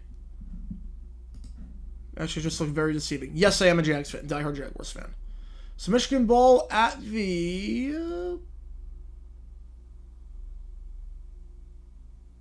where's the ball at? 20... Nope, they're moving it back. All right, 21-yard line. 21-yard line is where they're going to say it. No, not from Florida. Actually from New York. Live in Phoenix now, originally from New York. Originally from New York. Everyone played looked amazing, looked like a star, but then became a bust. Rick Myrer. 93, he looked very good. Then was a bust. I'd also say Dennis Shaw. Dennis Shaw, 1970, looked very good, and then after that, played garbage. Etling. Scrambling, now he's going to run himself, pushed out of bounds at the 26-yard line, gain of 5, pushed out there by Markel Lee. We're going to be live for Battlehawks Towns. We're going live for every game next week. Yes, we're going live for every game, and there's no way I would be missing I'd be missing that game. I would not be missing that game for the world. No, Derrick Rose is not a bust. Derrick Rose was not a bust. When somebody Jags fan, when they move to Orlando, they're not moving to Orlando. If you're talking about the renovation, I don't think they're going to play in Orlando. But if you're talking about the renovation, yeah, of course. I'd still be a fan. But the renovation, they probably are going to play in Daytona. 2nd and 5. Atling keeps himself on the read option, and he will be just short of the first down at the 30-yard line. Once again, Lee on the stop, 3rd and 1. The Panthers have a chance to answer back. They do need a good drive here because, remember, Arlington gets the ball to start the half. So if Arlington gets the ball back quickly, they got to drive down the field and they get the ball to start the second half. Oh, boy. They got to be very, very careful. Yeah, I saw the great message. Yeah, I said 06 Kobe, 62 Will. I said 62 Wilt was a bigger snub than 08 Ed Reed. Yes. How's it going, XC? Welcome to the stream. Hopefully you're getting a bit better with the ACL. 3rd and 1. They give up the middle. Colburn gets the first down, the 35-yard line, gain of 5 yards on the play, taken down by Tenny Adewuzi, the safety.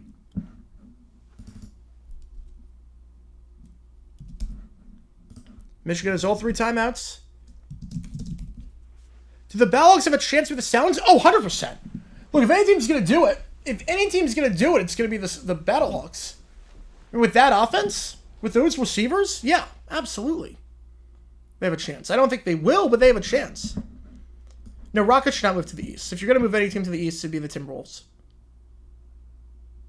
Definitely not the Rockets. You don't break up the Texas teams. First down, Etling. Pressure, and he's going to go down for the first time today at the 30-yard line. He will get sacked, loss of 5 on the play. And that takes us to the 2-minute warning where NFL timing rules are in effect. The sack there by LaRon Stokes, making a case right now for Defensive Player of the Week. He looks really good today.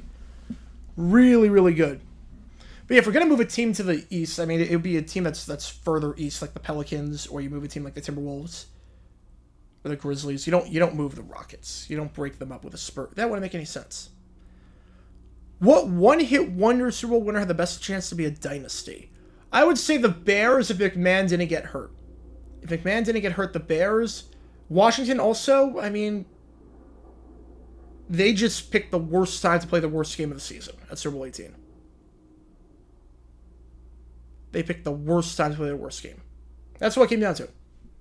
Raiders thoroughly deserved that championship, but they picked the worst time to play their worst game. Greatest coach, in my opinion, it's Lombardi. In my opinion, it's Lombardi. I feel like most things in the coaching world can be traced back to Lombardi and just how much of a psychological genius. Just the psychology of Lombardi is fascinating. The X's and O's are obviously great. The psychology of Lombardi is fascinating. For me, Lombardi's the greatest. Who was the best bust? Justin Blackmon was a top 10 receiver at his peak. He really was. Justin Blackmon was a top 10 receiver at his peak before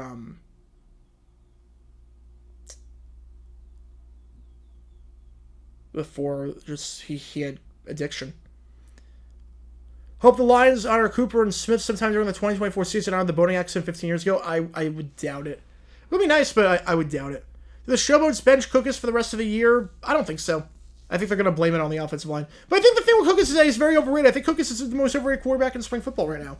Because he had offensive line problems with the Stars, and now he's got offensive line problems here. Maybe if every offensive line you play for stinks, you might be part of the problem. Maybe that's an issue with you not going through your reads and getting rid of the ball quickly enough. Okay, Shanahan's not the greatest coach of all time.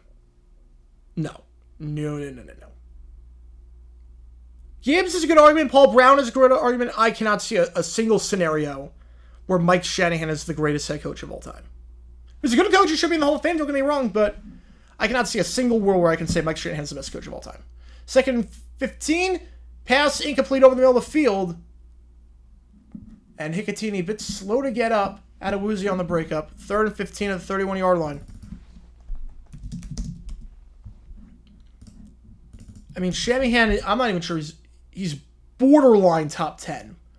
They're gonna have to evaluate him for a concussion because it's not helmet to helmet hit, but yeah, he got hit in the helmet. You can't call a helmet to helmet hit there because he didn't lead with the helmet. That was just completely incidental like that, but he might have a concussion. 3rd and 15. Etling looking, fires, deep shot, overthrown, incomplete pass, had Trey Quinn running a post pattern, it looked like, and they'll have to punt this ball away with 1:48 left. Very dire situation right now for Michigan, depending on how Arlington does on this drive. Jason Eck, there you go. Yeah, Jason Eck, I would.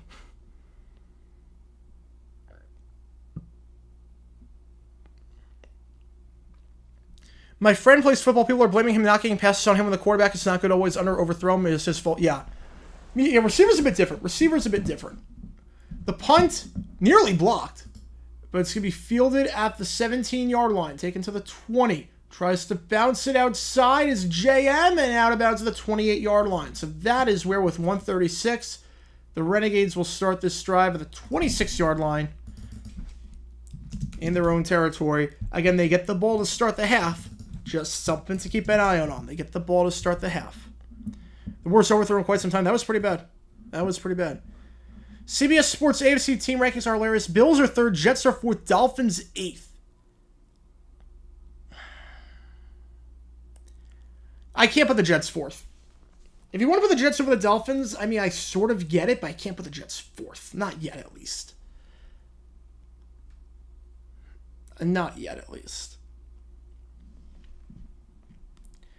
Bud Grant's the greatest of all time with the Vikings. Turn those 4 Super Bowl losses into wins, and I refuse to hear any different opinion. I mean, he'd be up there for sure. I mean, he still is up there for sure. But I'm not sure about if you take the losses, turn them into wins. I'm not sure that's the best argument. So that's the whole point. 53-43 Magic at the half. Is it his fault or the QB's fault? I mean, if he's getting separation, the QB's just missing him. Like, look, you could put me in at quarterback with Randy Moss as my wide receiver, and Moss would have no catches, even though he's getting open all the time, because I can't throw the ball that deep to save my life. Yeah, Tom Landry's up there. Tom Landry's definitely up there. Definitely over Shanahan. Where's this Michigan offense gone? Yeah, I mean, the Michigan offense has been very streaky. Very, very streaky. I mean, to be fair, you look at the Michigan offense, they've scored under 20 in 3 of their 5 games. The 2 teams they scored more than that on were Houston and Memphis, considered to be maybe the 2 worst teams in the league with the eye test.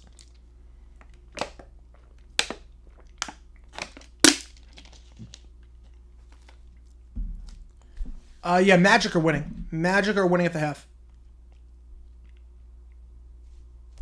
In Arlington ball, they have 2 timeouts, 1:36 to work with. Regular NFL timing rules in effect. Then we'll hit the halftime break. And again, after this, we're going to be on for 6 straight hours. We'll do a separate stream for the Brahmas Defenders game. You probably saw the thumbnail for that already. That stream will go live literally the moment that this game is over. And I'll change all the, I'll change everything for that. We have like the whole new bottom line and everything. Get any donation, get your question right away. Those are just going to go to see him. Should he leave his team and go to another one, or? I mean, I'm not sure you quit on your team, but if that's how it works for like free agency. First down to 32. It's a delayed handoff. They did that before, and Smith in the game again. Hunter, we don't know his status. Hunter was the big hog on that last drive, but he got hurt on the celebration. Smith getting the first carry to start. 2nd and 4. 4 wide, 2 on the near side, 2 on the far side. 1:14 left. Renegades 2 timeouts to work with. Perez looking. Out route. Gets both feet in. Caught. Stops the clock. First catch of the day for Payton at the 45-yard line. Pushed out by Taylor. Being out daughter making cookies. Oh, that sounds... Now I'm hungry. Now I'm hungry. Can't go wrong with cookies. Cannot go wrong with cookies. 1:07 left after the first down. Perez, 73 yards, 11 for 17.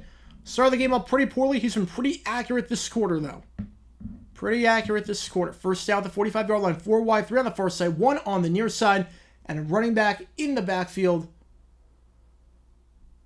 Perez takes the snap. They send 4. Perez, pressure, fires middle of the field. Caught by his running back Smith, thrown down after a gain of, let's call it 5. Thrown down there by Noah Dawkins, his first tackle of the day.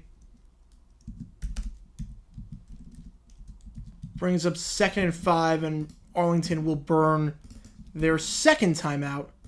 So they will have 1 left. NBA final prediction, Mavericks beat the Magic.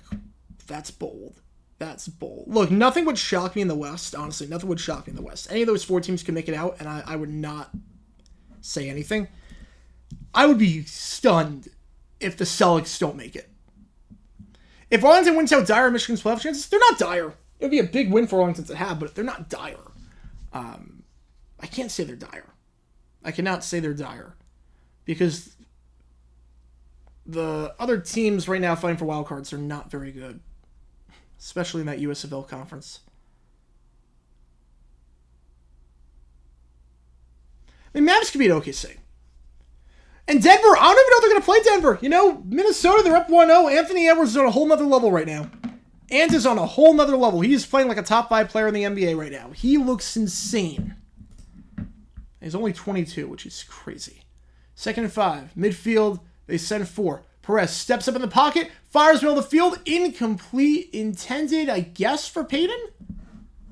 Wasn't really anyone there, but 3rd and 5. The Panthers should not be in that much danger. They'll be fine. Best defense to be on an NFL team with a horrible offense? Oh, that's easy. That's the Grit Splits. That's easy. That's the 77 Falcons. I think they allowed like 7 points a game, and they missed the playoffs. The Grit Splits, easily. Easily, 77. Easily 77. 3rd and 5. 4 wide, 2 on the near side, 2 on the far side. Perez. They're going to send 4 with the spy. Perez, off his back foot, jump ball, caught by Payton at the 20-yard line, and he's touched down the 20. Unbelievable grab by Payton, and it's a first down. Off his back foot, that's just a screw it. Payton's down there somewhere kind of throw. And it works. What a play. 44 seconds now at the 19-yard line.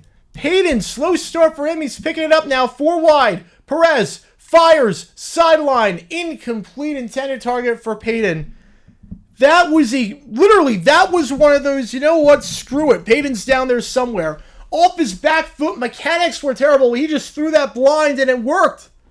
It actually worked. The Mavs wasted Dirk's career? No. They won a title. I can't say you waste someone's career if you won a title. I can't say that. Yeah, when the 0-1 Ravens-Eagles preseason game got canceled, Ant was 8 days old. He was in diapers when the Texans first played their first game. Second and 10 at the 19-yard line, 34 seconds left. 4 wide, 2 on the near side, 2 on the far side, running back in the backfield. Again, Arlington gets the ball start the second half. They send 4. Perez looking. End zone! Middle of the field! Touchdown, Renegades! Sal Canella! SC with the TD! Hang on. Hang on, flag on the play. Perez is fuming. Hang on a second. Hang on. This might be coming back. Pass interference on the offense. They're going to wipe it off. They're going to wipe it off. Sal Canella, he's been called for a holding. He's been called for PI. Offensive pass interference. Oh, that's... He put a hand on him. He put a hand on him. Was it enough of a push-off to warrant it? I don't know. That's what you could use your super challenge on. They are. If there's ever a time to use your super challenge, that's the time. Yeah, you lose a timeout if it doesn't work out, but I think it's worth it. I think it's worth it.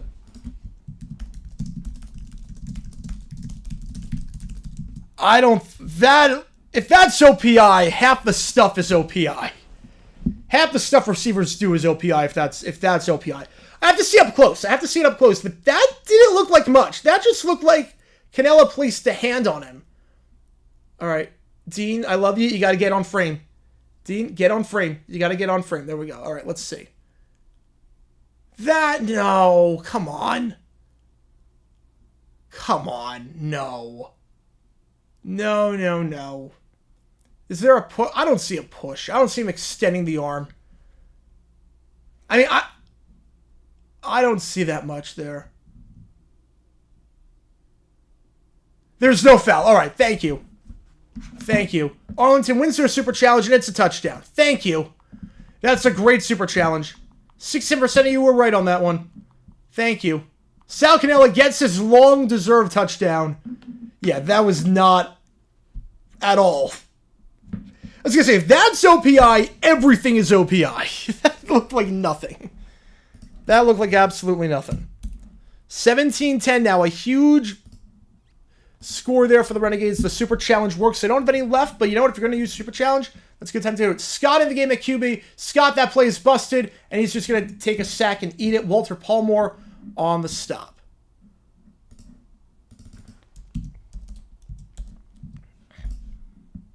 Now, again, you might be saying 17-10. Michigan, they're going to go into the half down by 7. But remember, kickoffs usually get returns to the 40-yard line in this league. Jake Bates, he can hit from 64. They'll let him try from 70 in all likelihood. They'll let him try from 70 at the end of the half. I don't see why they wouldn't. So if you're Michigan, you just need to get 10 yards. Honestly, if you're Michigan, you just need to get 10 yards. This is what having a guy like Jake Bates on your team does for you. 17-10 game. Arlington... already the third most points they've scored in a game this season. They scored just 9 against Houston, 15 against San Antonio, 17 already here.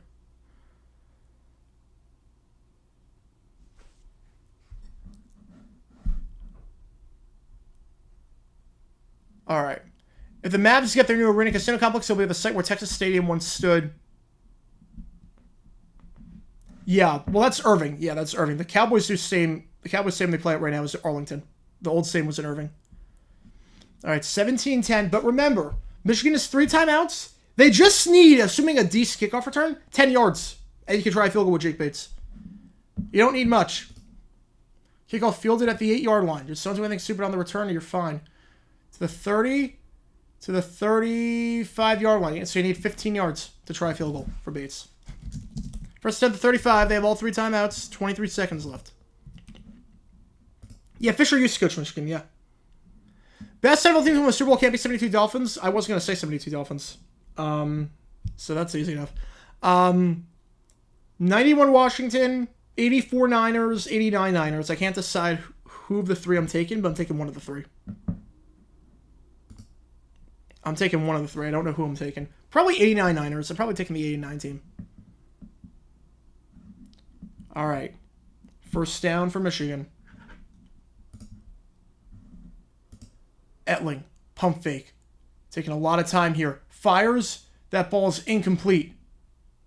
Broken up on the play by Darren Evans. Remember, Bates hit from 64 earlier in the season, and he hit with ease. You figure anything from 70 in, they'll try it this late. Is Jeff Fisher Hall of Fame coach? No. Not even close. Not even remotely close. 78 Steelers or 85 Bears? Ooh, that's tough.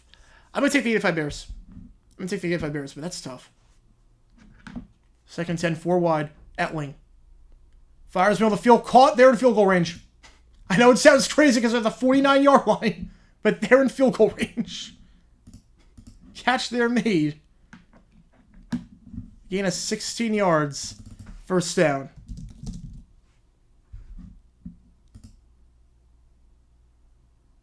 Gets down quickly. Smart play by Trey Quinn.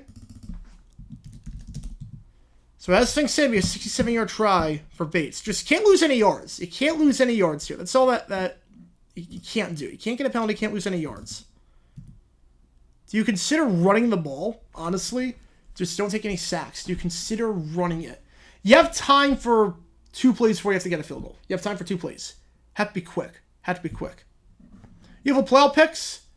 I mean, it's going to be St. Louis against Birmingham in the title game. I've got St. Louis, San Antonio, Birmingham, and Michigan making it. 94 San Fran's not a bad pick, but I think they're the 3rd best of the Super Bowl winning teams for San Fran, which is a testament to how good they've been. All right, here we go. First down the 49-yard line. I love the target line's 3 yards away. Jake Bates is so good. They send 4. Etling, slant route, behind his receiver, incomplete, but it didn't take a lot of time off the clock. It's the one good thing. It did not take a lot of time off the clock. Now you might call a delayed draw. You might call a delayed draw here. And you got to get this. You got to just stay on plus territory. Stay in plus territory. That's all you got to do. Jeff Fisher did not save the Rams. We have them in mediocrity forever. All right. Second and 10. Etling hands it off. Can't lose yards. Yep, that's the play. And he slides down safely at the 42-yard line. 2 seconds left. They call timeout. They have 1 left. That was the play. Beautifully done by Colburn. Slides down at the 42. This will be a 60-yard try for Bates, which feels very ho-hum at this point. But you're going to have Bates try from 60 yards.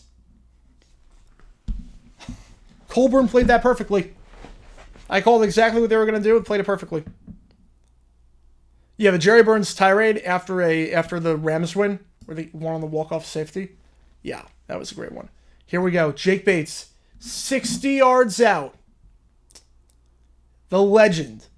Can he do it again? He missed last week from 58 and 62 because he's terrible. His job is on the line with this kick. Not really. All right, here we go. 3rd and 3. The kick for Bates. Final play of the half. Kick is up. It is straight enough. It's long enough. What do you expect anything else from the man? I'm surprised Arlington didn't try to ice him. It doesn't matter, though. Jake Bates, you're too good, man. You're too freaking good. 17-13. Michigan gets some points back before the half. They trail by 4 because Jake Bates is just a menace. Jake Bates, you are unbelievable.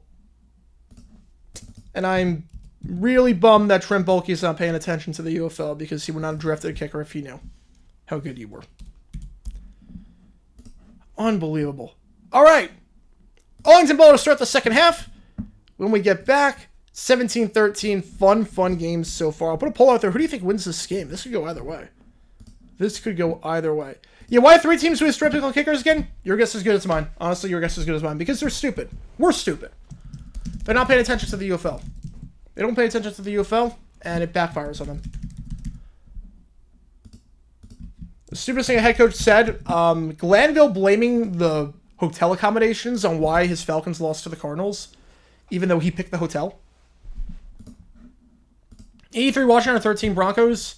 I'm going to take 83 Washington. That defense for the 13 Broncos was just terrible.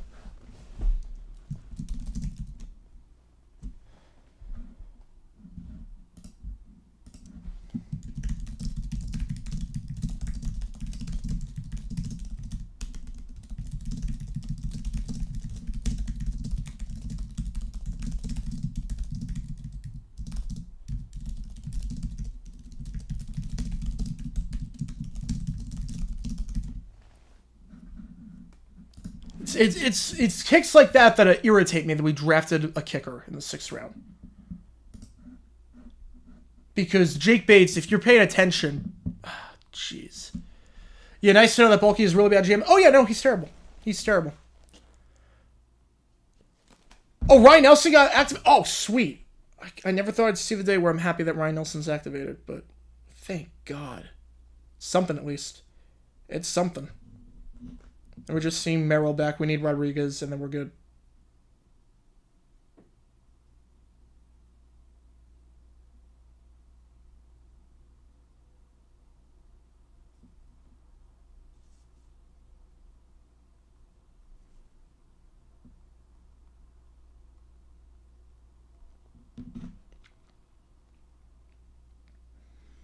Hang on, just gotta do something really quickly.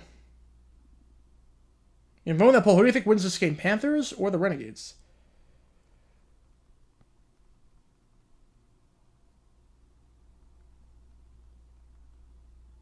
Yeah, I hate him too. I hate him too. Oh, Fire 14 Seahawks. I'm taking 14 in that one. Best thing a head coach said. Dennis Green, there we thought they were. I love that. Yeah, Vikings signed XFL legend John Parker Roman this offseason. Still drafted a kicker in the 6th round with the little picks they had. Yeah, it makes perfect sense. 77 or 92 Cowboys. I'm taking 77, but that's tough. I'm taking 77, though. That team's a top 5 champion all time. You asked me to name the top 5 Super Bowl champions of all time. At minimum, top 10. At minimum, top 10. 77's up there. Well, NFL team, they're not allowed to sign them. You can't sign UFL guys in season. That's an agreement between the two leagues. They can't sign guys in the middle of the season. When the season's done, bidding war is commencing.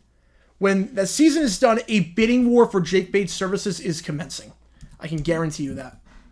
I can guarantee you that. Someone's going to get him. Someone's going to get the guy. Probably Detroit. Probably Detroit. 96 Sonics, 04 Pistons. I'm taking 04 Pistons, but 2 different eras of basketball. 2 completely different eras of basketball. Kroenke deserves to be in the Hall of Fame? No. No. Any owner that moves a team in today's day and age, I'm not sure you can put him in the Hall of Fame. Kickers, punters, long snappers are wasted picks. I'll give you long snappers, I'll give you kickers. Punters usually turn out pretty well when you draft them. Now, it depends how high you draft them. Like, 3rd round, obviously Brian Anger, no. But, like, we drafted Logan Cook at the 7th round. That was a great pick. I can't say a punter, like, as long as you're doing round 6 on, punters usually do pretty well to get drafted. I can't say a punter is a wasted pick. Kickers, especially because UFL punters have not been that good this season. Kickers, yes. Kickers, yes. Vikings, Rams, Jags. Explain to us why you drafted a kicker. Good question, because we're not paying attention to the UFL. Because I can tell you right now, would I rather have Cam Little or Jake Bates? I'm taking Jake Bates. Or would I have Cam Little or Matt McCrane? I'm taking Matt McCrane. Would I rather have Cam Little or Smizet, the Battlehooks kicker? I'm taking Smizet.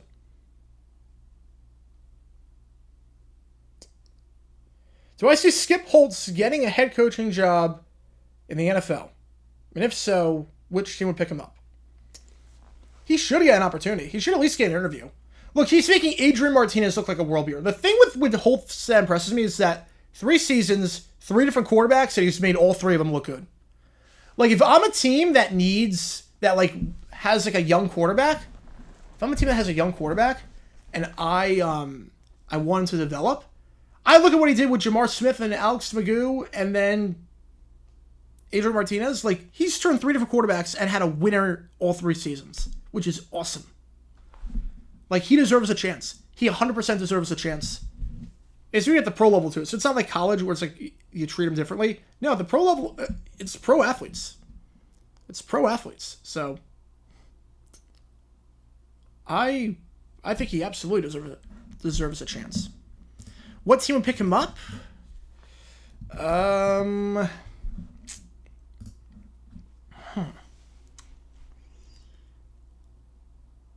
What team would pick him up as a head coach?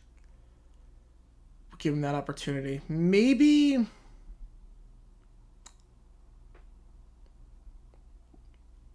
New Orleans? Maybe New Orleans. Yeah, the dumbest kicking move was the trade with the Ravens. That was incredible. 5th round pick for a guy that plays 0 games for you. Incredible. Best draft as far as need is concerned. Look, the Jaguars, they filled all their needs. I mean, was it the best draft of any team? No, but they had picks. I said what they were going to do. They did it. They just went about it a weirdly convoluted way, but they addressed all their needs. 07, the 01 Pats. 07. Easily 07. 07. Yeah, Brad Holmes. He's going to be a Lion. Jake Bates will be a Lion. 07 Pats, 22 Eagles. 07 Pats. There's very few teams that the 07 Pats would not be able to beat. Like on paper. On paper. Yeah, D-backs, they're not playing well right now. They're not playing well. It's tough right now. But, I mean, half the team is hurt. The offense I'm concerned. The bullpen and the pitching I'm not concerned about because, again, guys are hurt. When they come back, it's going to be fine. The offense is a bit worrying right now. The offense, they have to figure something out. Lourdes has been struggling lately. Carroll, nothing's fallen. It's a bit concerning.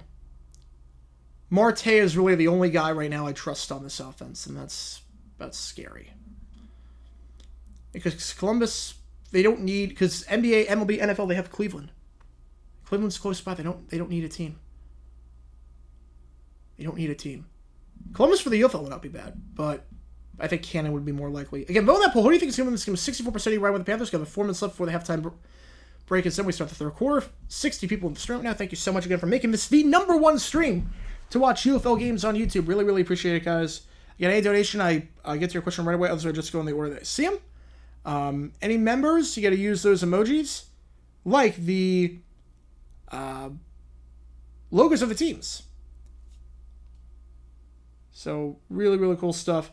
And on top of that, prize picks, bet on the UFL using prize picks, 100% deposit match up to $100. So just something to keep in mind.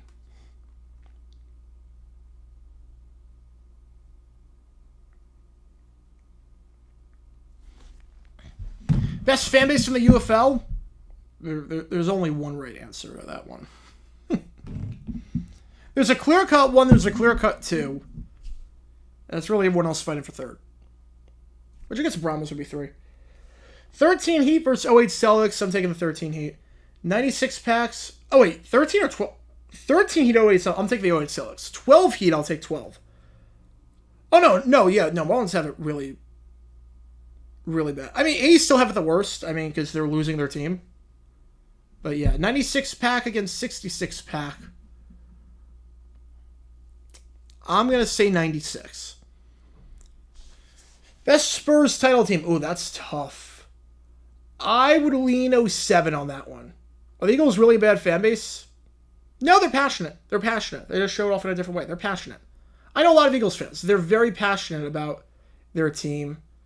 And a lot of what they do is justified. A lot of what their criticisms are, a lot of how they act is justified. Now, obviously, there's some stuff that is not, but a lot of what they do is justified if you really think about it with how passionate they are about their team. Why is Birmingham a college and minor league team is missing major league teams? Because it is, well, college, everyone has a college team. Minor league is a lot cheaper. The economy in Birmingham is not great. Major league teams, it's major league prices, and I don't think they'd be able to afford a whole thing. 72 Dolphins, 07 Pats. I'm taking the 07 Pats. Look, the 72 Dolphins, the thing with them, remember, they didn't play any teams with a winning record until the playoffs. Or that made the playoffs until the playoffs. They didn't play any teams that made the playoffs until the playoffs. They struggled in the playoffs, too. Yeah, they won their games, but they struggled. They almost lost to Cleveland in the divisional round. They didn't play great offensively against Washington. I know the 07 Pats didn't win that year. I'm still taking the 07 Pats.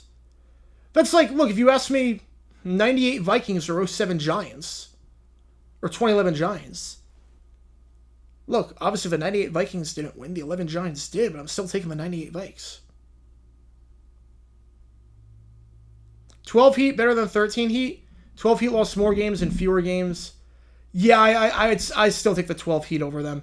Maybe I'm just biased because, like, the finals, they cruised through the finals against the Thunder, and the 13 Heat, and they probably should have lost that finals against the Spurs. So maybe a bit biased in that regard. But, yeah, I think the 12 Heat were better. Can the Renegades make the playoffs? Almost impossible. Almost impossible. 1-5. You have to figure both teams, all 4 teams that make it are going to be above 500. You have to figure. Arlington has to run the table and then hope for the best. Their season's pretty much dead in the water. It really is. But they're putting up a heck of a fight right now. They're looking good. All right, we're about to start the third quarter. Michigan kicking off to Arlington to start off this third. 17-13. 99 or 01 Spurs? 99. 98 Vikes would still lose on the Super Bowl if they made it there and no one convinced me otherwise. Well, if they played the Bills, who knows? If they played the Bills, different story. I think we have a rain delay also in the... No rain delay in the Tigers-Yankees game, but it is pouring there. All right, here we go. 85 Dolphins better than 72 Finns. I don't know if I go that far. I don't know if I go that far. I think 73 was better than 72, but I'm not going to discount what 72 did, obviously. 73 was better than 72, but 72 was better than every other Dolphins team.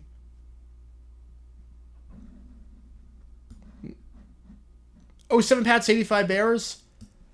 I mean, the thing with that is that Buddy Ryan's a super stubborn defensive coordinator. He would try the 4-6 defense, and the 4-6 defense would do terribly against the Pats because Brady would just sling the ball everywhere because he has a quick release and you have Randy Moss. So the Pats blow him out. But that's just the style that they play. That's just the styles that they play. All right, 17-13 bowl game. Renegades getting the ball to start off this third quarter. Up by 4. Touchdown would make it a 2-score game for the first time today.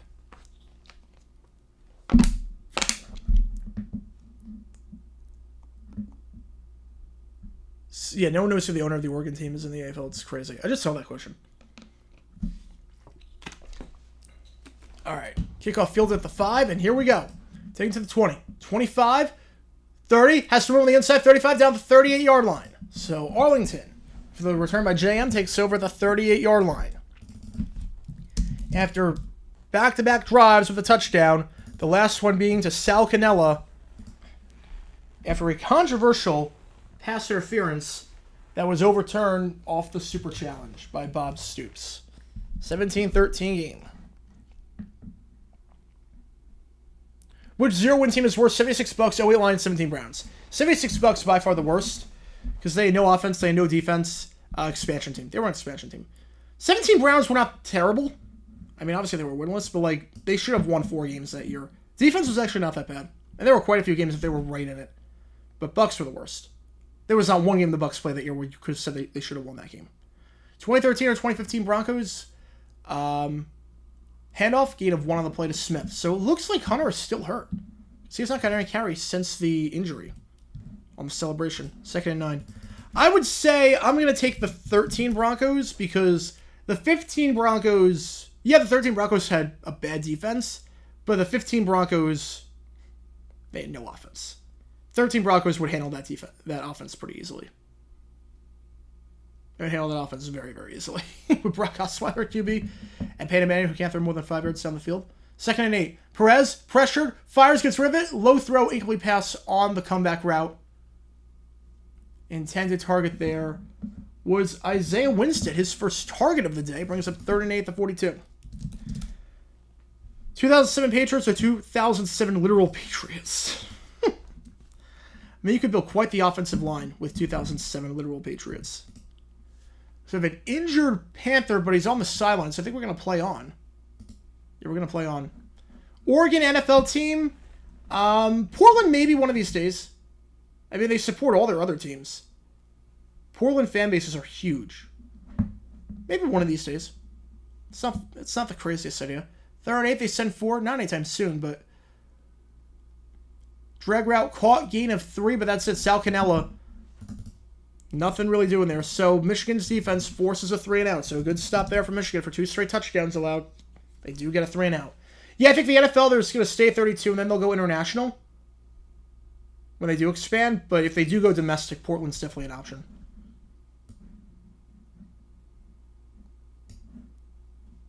$11 Mavericks, 19 Raptors. With Kawhi playing the way he was, I'm taking the Raptors. 78 Steelers were a great team. They're my top 10 champions of all time. They were a phenomenal team. The punt here, 4th and 5 by King. Punt going to be fielded at the 8-yard line. Taken to the 10. 15 cuts inside, and down he goes to the 18-yard line. So Michigan taking over after a return of 10 yards. Devin Gray on the return actually marked at the 19-yard line. And that's where Danny Etling and company will take over 17-13 game. As a reminder, again, prize picks, promo code Gator 900% prize up to $100. You can bet on the UFL. You can see the bets you can make scrolling across the bottom of the screen throughout this entire broadcast. Any donation gets your question right away. Otherwise, I'm just going to go over that same. And remember, after this, we do have the San Antonio DC game taking place also on Fox. 78 for 76 Steelers. 78. 76 Steelers had a phenomenal defense, but offensively, hit or miss. Very hit or miss. Bradshaw 78 was another level compared to 76. Can Chicago or Denver work in the UFL? They'd be playing like 7th fiddle. No, I don't think it would work. You can't go to cities that have NFL teams. You really, if you're going to expand, it's not the best idea. You might say, okay, DC work, but DC is a different situation. For one, they played a stadium in downtown DC. It's basically a different market. Number 2, frustration with ownership with Dan Snyder. Now, obviously, with Josh Harris, different story, but very different situation. 80s always similar to 2000s LeBron. You know, that's a pretty good comparison. Yeah, that's a pretty good comparison.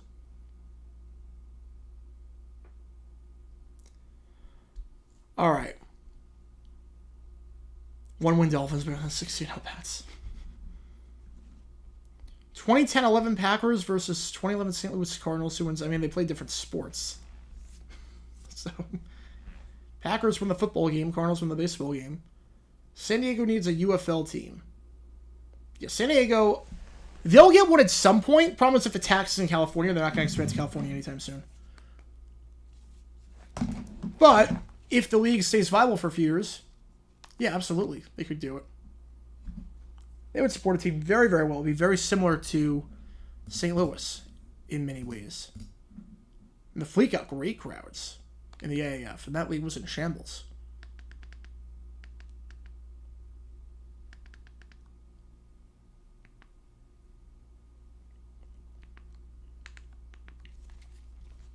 All right, we're back in action. 17-13 Michigan Bowl at the 19-yard line. Oregon team in the UFL, they're not going to go West Coast anytime soon. When they go West Coast, Portland could get a team. Trevor Era Jags tournament. 22 would be number 1, 23 would be 2, 21 would be last, and 24 would be third. San Diego Breakers, well, you named the team in San Diego, or the team in New Orleans, the Breakers. So I don't know what San Antonio would be called.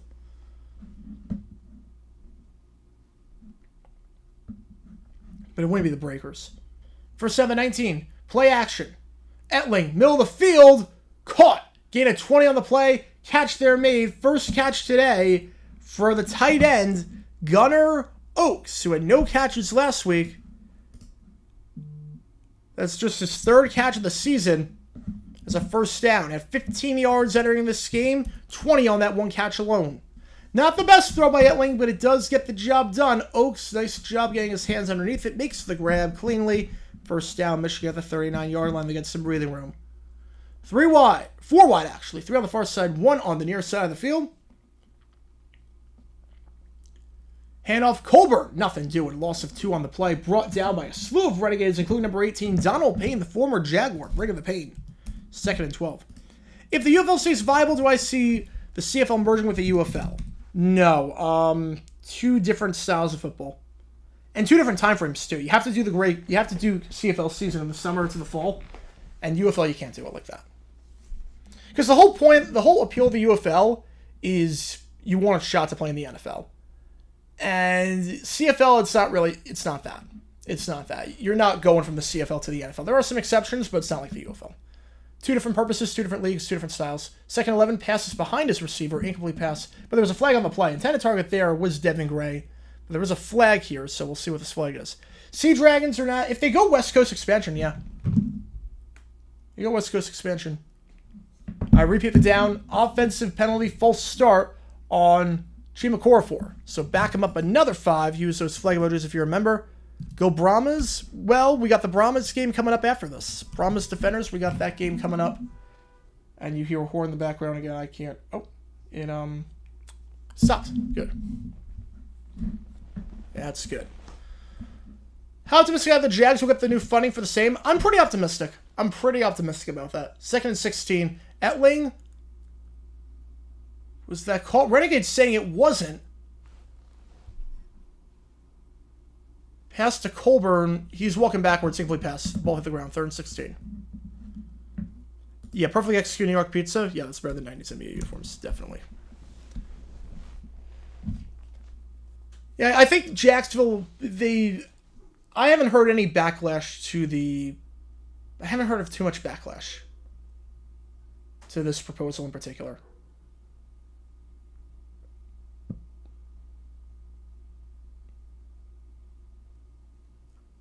I think they'll be fine. 3rd down. Etling fires. Caught at the 46-yard line. Floated that one in there to Sayosi Mariner, who scored the only touchdown of the game for Michigan so far on their opening drive. Looking to get something going, and it's a 1st down at the 46-yard line of Arlington. Huge gain there. Gain about 22 yards for Mariner. Well, it's 5 catches now for Mariner on the day.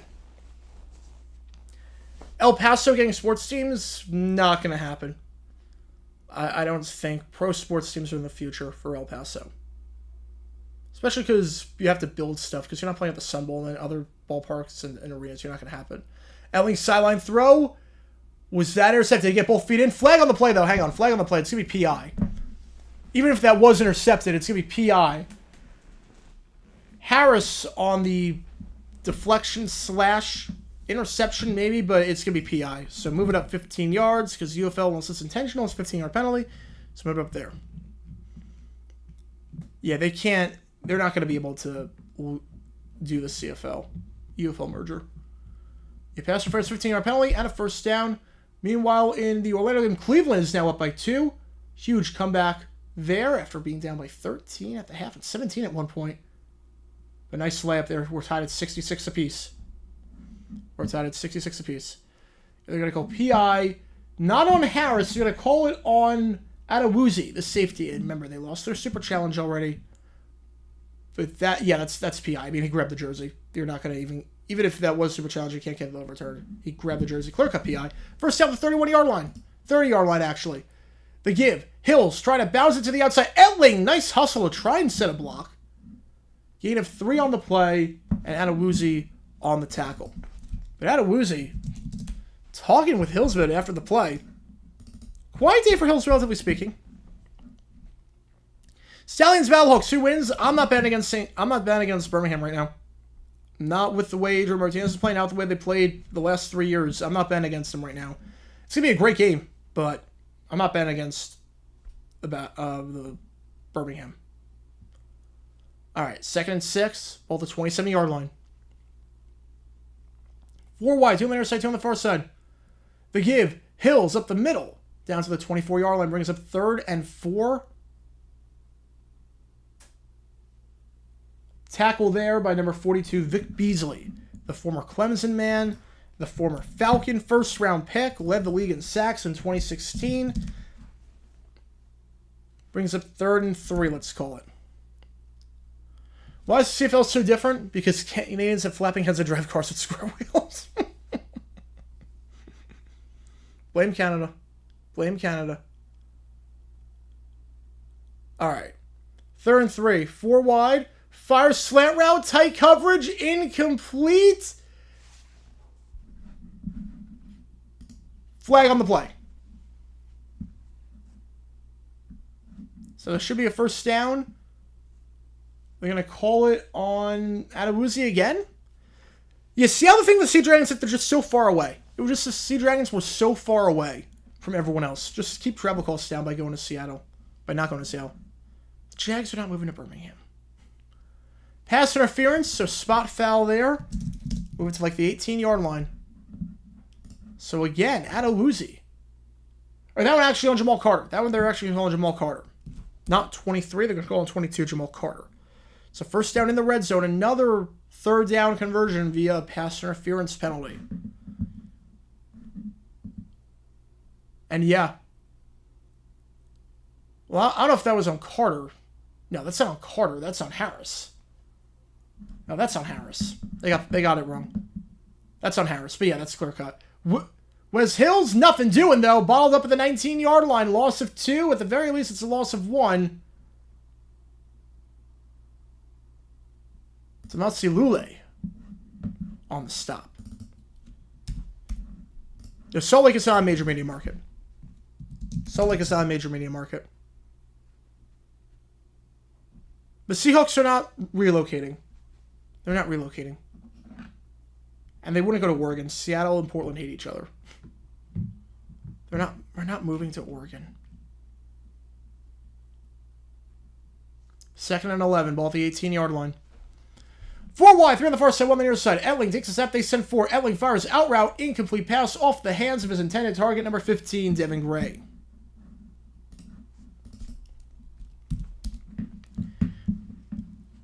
Last 2 third downs. Arlington gave Michigan a first down through a penalty. Yeah, Blaine Canada was nominated for an Academy Award. Performed at the Academy Awards by Robin Williams. That's a great performance. But You'll Be My Heart won. Probably the right call, but Blaine Canada's a great song. That soundtrack's really good.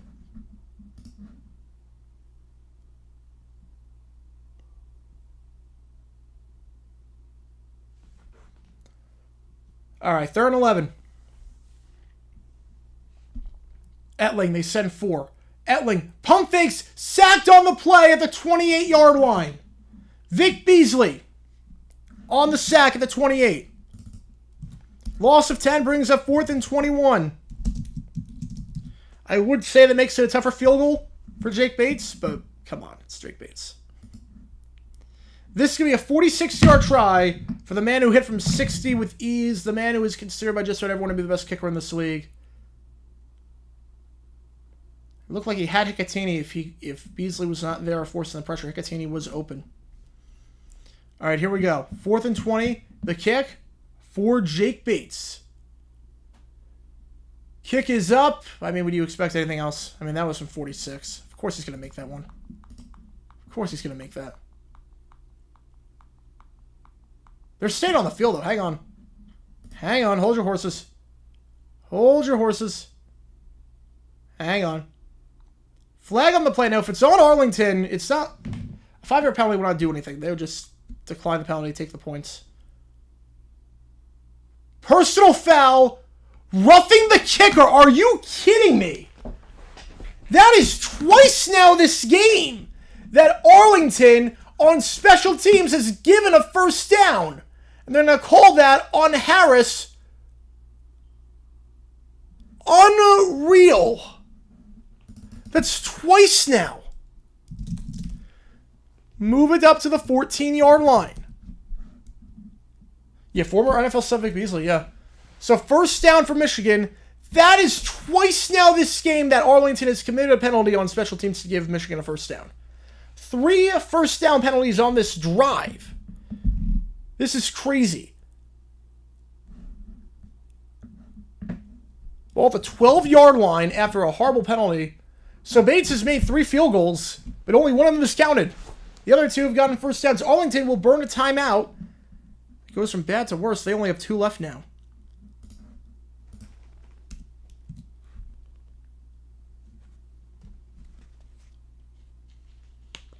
Blandino's on the mic now talking.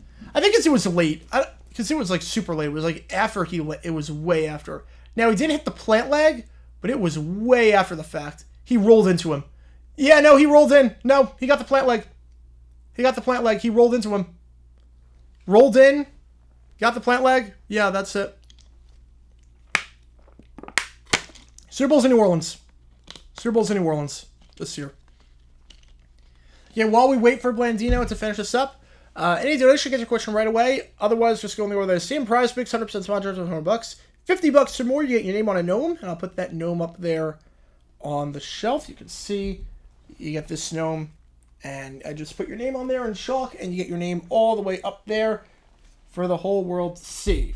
So just something to keep in mind. Also, in terms of streams this week, besides the games, because after this we got San Antonio, DC, we have the GeoGuessr stream on Monday night, as we always do at 7 p.m. Eastern. We also have NFL schedule release. We don't know when that's coming, but we will go live for any schedule release things. But again, we don't know when that's happening, so I can't make any promises there. Handoff, gain of 1 on the play. Trivia this week, Wednesday night, we're back to normal, unless the NFL says schedule release Wednesday night, in which case we'll move trivia to a different night.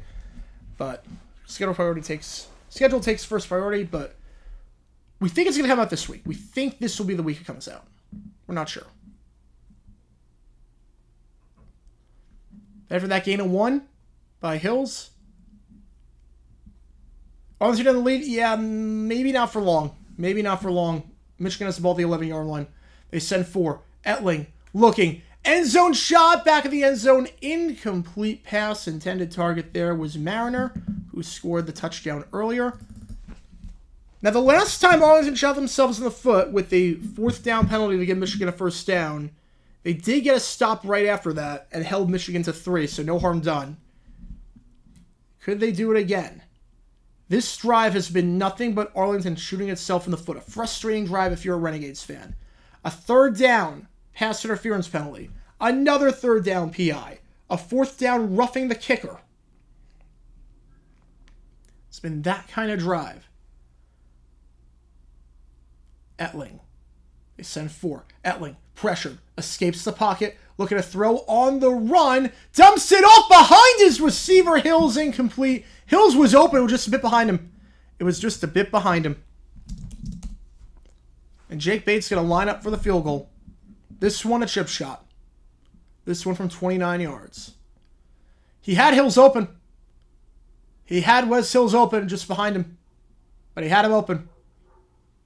It's a nice play to escape the pressure. Nice play to get that off. Nice improvisation by Hills. Etling just missed it. All right, 29-yard kick. Bates, 4 for 4 today, but only 2 of the kicks have counted. I think I said earlier 3 for 3, but 1 of the kicks counted. He's 4 for 4 today, but 2 of the kicks counted. 2 of them didn't because they got extended by penalties. 4th and 9, 29-yard try for Bates. Said everything so far this season from inside of 58. And of course, he's going to make that one. That one, I mean, that's the most routine kick he'll ever make in his life. Kick is good. 17-16. No harm done, amazingly enough. 17-16. 1-score game at Ford Field. There we go. All right. That actually worked out perfectly how it was synced out. You see one light that looks like it's the Renegades colors, one side that looks like the Panthers colors. It actually works out perfectly. Yeah, 45 be a chip shot, let alone a 29. All right.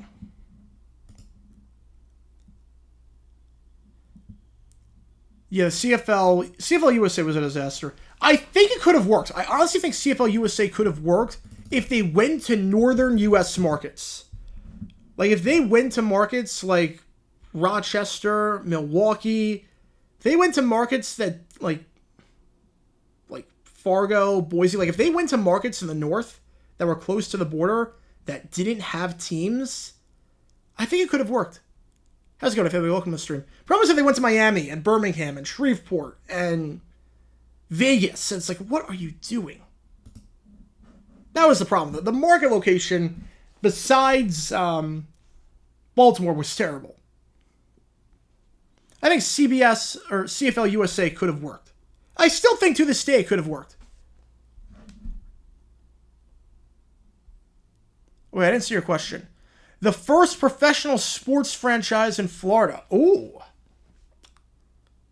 The first pro sports franchise. Dolphin? It's not the Dolphins. Someone said that's not the Dolphins.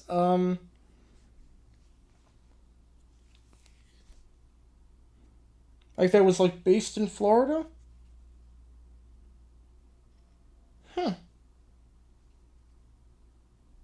Like, we're not counting like Jacksonville Suns, right? We're not counting like minor league baseball, right? We're not counting minor league baseball. I don't know the answer. I honestly don't know the answer to that. Who would win, Stallions or Chiefs? Oh, come on, Chiefs. Chiefs. Come on with the tour. Thank you so much, man. Let me get you in there. Thank you so much, man. Do a dumb decision on Super Bowl 49er reception. There's nothing I could say about that hasn't been said already. I can't really do that. There's nothing that hasn't been said on that.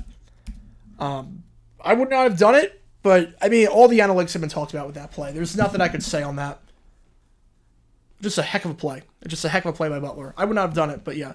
But Boise or Spokane be good for CFL USA? Yeah, 100%. 100%. Those are the markets they should have gone to. Not Vegas, not Shreveport, not Birmingham.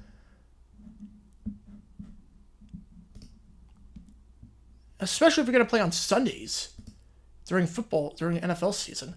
Kickoff return to the 32-yard line, tackle on the play by Javin White. So, Arlington ball up by 1. And thank you for the donation, man. Really appreciate it. Oh, Miami Seahawks, yeah, from the AFC, yeah, 1946, yeah. That was a weird franchise. I thought we weren't doing the Cardinals just tied up against the White Sox 1-1. I thought we weren't doing the kickoff commercial thing, but I guess we are. Which I'm confused by because Fox has another game to air. DC San Antonio right after this.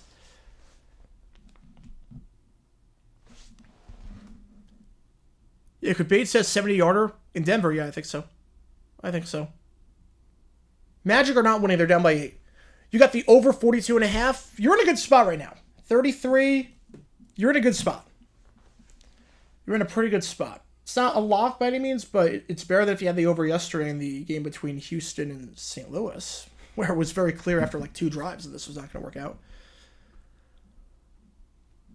I'm not sure that St. Louis, the CFO, would work there. I'm not sure. If the Battlehawks are not a thing, it could work in that. But if they are, no, I think that's too much. I think there is a professional league in Mexico. I think there is. But it's not like crazy big. Hang on. Because there is in Europe. Yeah, there's pro football in Mexico. It was founded in 2016. Oh, they actually have an alliance with the CFL. I did not know that.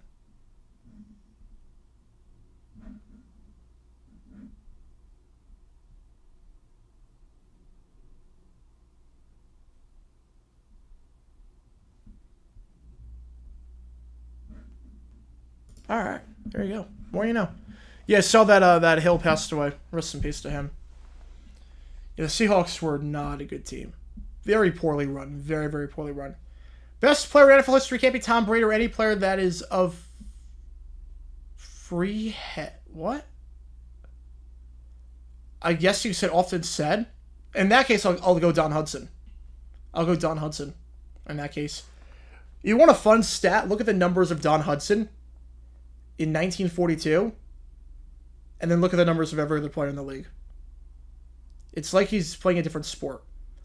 Don Hudson was so good. If there was fantasy football back in the 40s, you know how Wayne Gretzky, it was Wayne Gretzky goals, Wayne Gretzky assists, because it was that good? You would do Don Hudson first half and Don Hudson second half. Like, look at the numbers for Don Hudson, and look at every other player in football that year. Seriously, look that up. It's insane. Your mind's gonna be blown. Arlington's on score position. Now they're at the 32-yard line. Their own 32-yard line. First down for over. They just got off a kickoff. The handoff up the middle, and that is Smith on the give down to the 41-yard line. So 2nd and 1 coming up. But again, they don't have Hunter. Hunter got injured, scoring a touchdown. Didn't get her on the touchdown, got her on the celebration. He leapt, he did that dirty dancing thing, and he did not have the time of his life. I will put it that way. Nobody puts Hunter in the corner except his own teammate. So we have an injured Panther. And the injured Panther is Kai Nakua, the safety, number 21. Thoughts on the... Wait, I didn't see that with Caitlin Clark. Yeah, that's a bit inappropriate. I did not see that with Caitlin Clark. Let me see.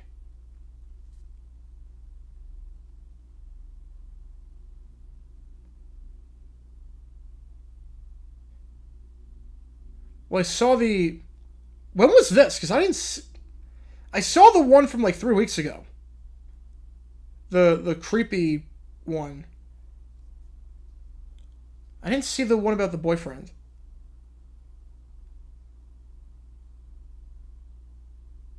Oh, now I see it. I see it on the spun. There we go. Oh, jeez.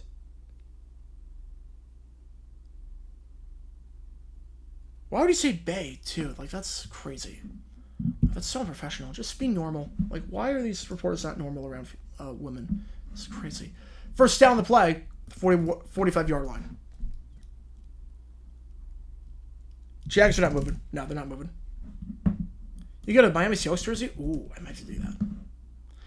Zach, you've been for 8 months now in the McCarroll tier. Thank you so much, man. Really appreciate it. First down, Perez. Pressure. Hit as he throws. Intended for Smith. Incomplete pass. 2nd and 10 coming up. What's crazy? 2 record-breaking FGS happen when field goals happen. There we go. When a cat team played a bird team in Ford Field, first the bird team got the NFL team and the cat team for the UFL. Yeah. And it was 18-16. When Tucker hit the field goal against the Lions from 61, then 18-60 when Bates hit the field goal. Crazy.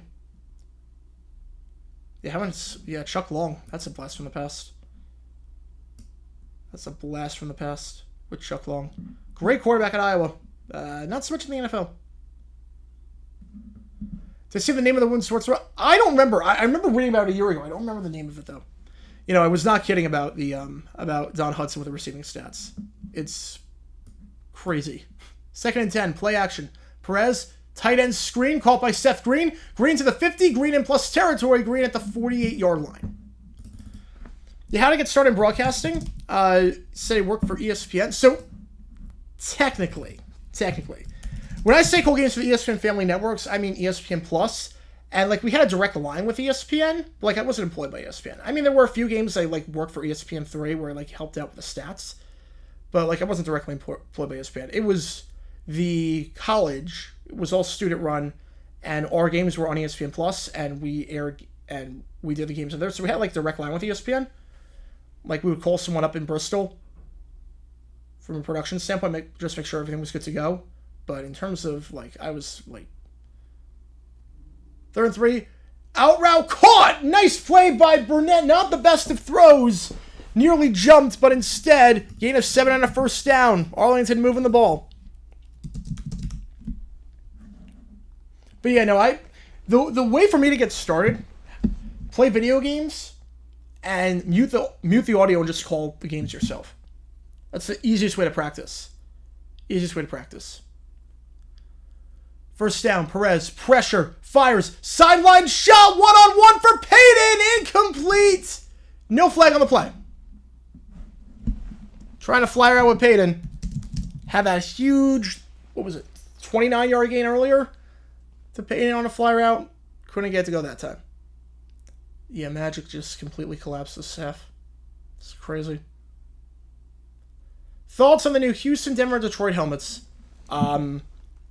Denver, I like the helmets. I don't like the uniforms. Detroit, I love. Houston, it's going to be interesting. Look, they thought outside the box. Houston thought outside the box. For a team that doesn't have any tradition or any history, really, I don't hate it. You know, if any team's going to try it, why not the Texans? 2nd down, curl route, caught at the 35-yard line. Gain of, what's called 6 on the play. On the catch by Tyler Vaughn. Brings up 3rd and 4.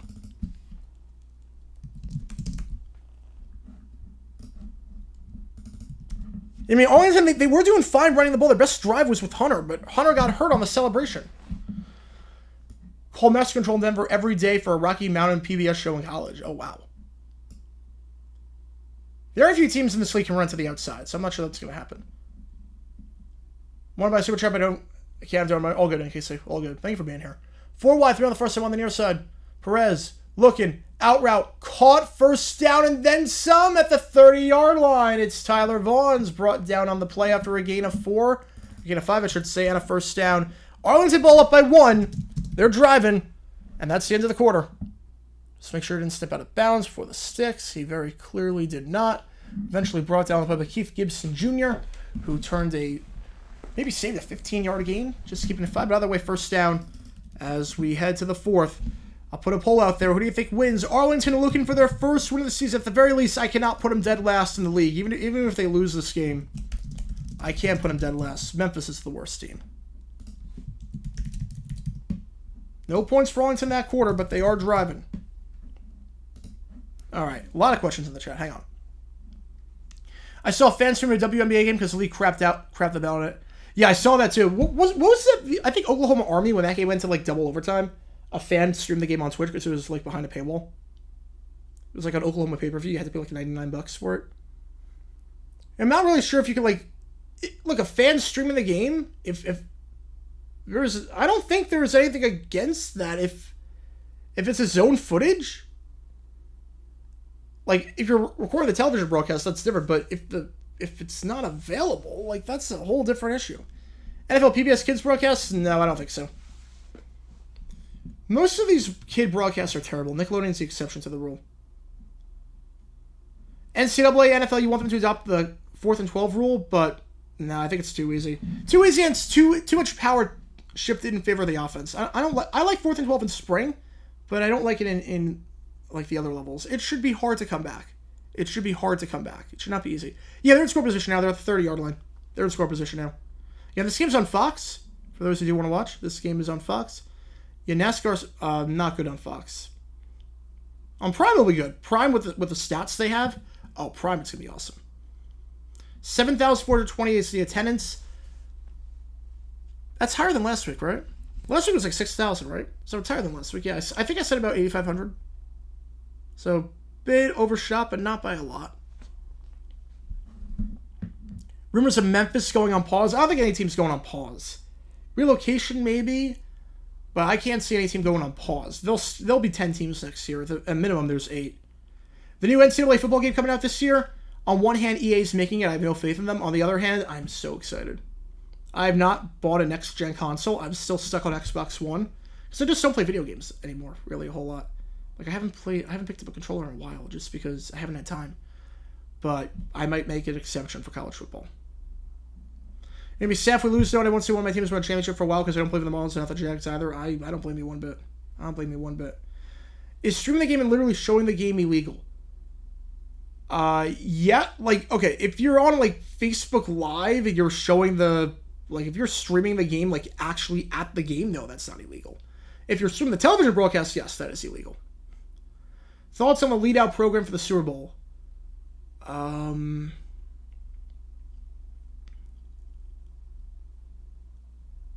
It was Tracker. Yeah, it was Tracker. I mean, it just seemed like every generic show. I feel like CBS has a formula with those shows. It just seemed like, let's do the Equalizer, but different. I don't know what the ratings are for Tracker. I don't know what they're like. I know they weren't good for the opening show compared to other lead-out shows of the Super Bowl. I'll give it a pass because that game ended super late. But I don't know what it's like after that. The next Toy Story S Kids broadcast? That's a good question. I'm not sure. First down. Fires dropped on the play. Dropped by Burnett. So 2nd and 10.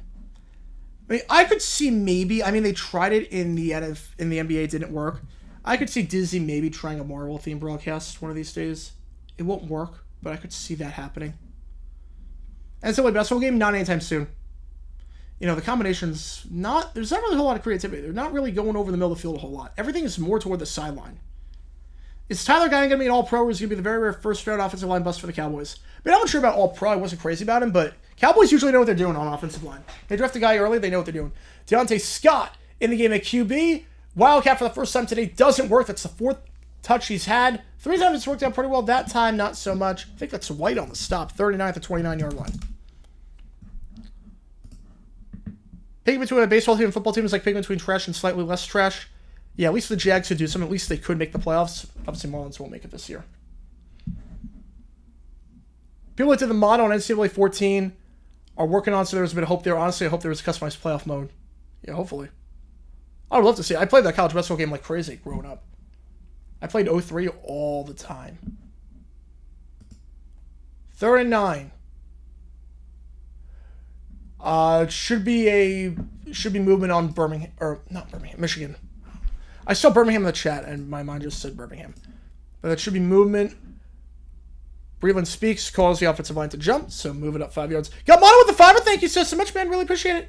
Don't think the 3rd and 9 call by Sirianni was a dumb decision. We've seen Zach Wilson march 58 yards in 24 seconds without timeouts, plus the Jets got a good punt return. But it's Zach Wilson. I mean, if you don't trust your defense to stop Zach Wilson from going 60 yards in 20 seconds, like, what are you doing here? With no timeouts, can't use the middle of the field? No, I think they had that game won. They had that game won and they blew it. They had that game won and they blew it. They had that game won, they completely blew it. Just the risk reward was not there. There's no reason. There honestly there was no reason to call that play and risk that and give the Jets time potentially. It didn't work. The Cowboys got the last left on Frederick. Jags are somewhere to the Mariners. Yeah, I think to some extent, yeah. Andy Reid, does he retire soon? He just signed an extension until 2029, so not until 2029. Custom playoff brackets? Oh, yes. Let's go. Yeah, Bruins almost choked, but the Leafs out-choke him. Yep. 90 seconds after the Leafs score, the Bruins get one back. Crazy. Yeah, Reid just signed a extension until 2029. Jags are something called mid-trash. Not trash, but on the trash side of average, like 6-11 or 7-10. Yeah, I think so. My prediction for the Jags was 5, maybe 6 wins. That's my prediction for them this season. I think I like some things they're doing, and some things I'm like, I don't have that much confidence. Like running it back with the offensive line minus Fortner. Like, Fortner was not the only problem on the offensive line last year, but they're treating it like it was. I'm like, that's not the best thing. If a dumb decision doesn't work out, what do you do? What do you mean? Like, that's the whole point. If a dumb decision doesn't work out, it's a dumb decision. Like, that's the whole point of dumb decisions, that they don't work out. Got Mon again with the tour. Thank you so much, man. Really appreciate it. Thank you so much for coming to Hell with the donations, man. Really, really appreciate it. Plus, a run could lead to a fumble, punt on 3rd. That okay, but that's different. A run could lead to a fumble. That's different because you have 2 fans on the ball and you fumble. I mean, most of these guys are fumbling once every 100 touches, so like 1% of the time. Pick is a much different story, especially against that Jets secondary that was playing lights out on the day. BW Fog with a tour, thank you so much. All right, we got donations coming in right now. This is awesome. Thank you so much, guys. Ace scored 20 on the Marlins last night. Yep, 420 game. Literally 420 blaze it. Yeah, don't look now. Ace are 500. They were, I think, 2 weeks ago, they were like plus 25,000 to win the AL West. I'm like, you know what? Like, I should have done it. Now they think we're going to win the division, but you know what? Plus 25,000 with how bad that division is right now? What's the worst that happens if you throw 5 on it? What's the worst that happens? Well, the Niners improved Pearsall and the Louisville running back. I like Pearsall a lot. How much of an impact he's going to make this year, I'm not sure. Because obviously you got Ayuk, you got Debo, you got Jennings. You got a lot of receivers on that team right now. But he'll develop this year. Next year, he'll make an impact.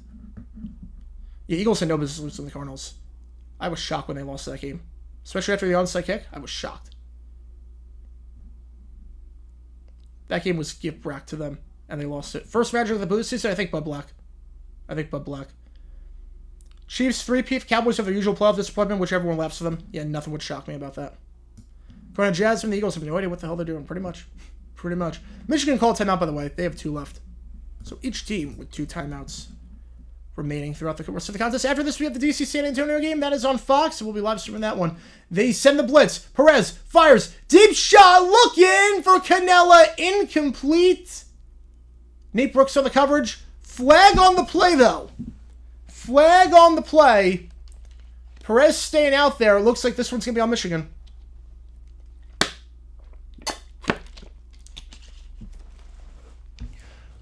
If I don't know if the coach or the player did it, I go under the assumption that the coach did it. unless the coach flat out says that he didn't do it, like the Tyrod Taylor play, Tyrod Taylor to Saquon Barkley, that run at the end of the first half of the Giants-Bills game, that was going to be a dumb decision. And then it came out, Dable said afterwards, I didn't call that play. That was an audible. I'm not that dumb to do that. So first out the 12-yard line. So I'm like, okay, can't do that. But yeah, if I don't know who did it, if I don't know who did it, then you go under the assumption the coach did it. A mental health IR, that's the first time I heard that idea. That's not actually a bad idea. I don't think they will, but that's not the worst thing in the world. I think some players would abuse that, though, unfortunately. Payton on the end around to the 5. Payton is in for the touchdown.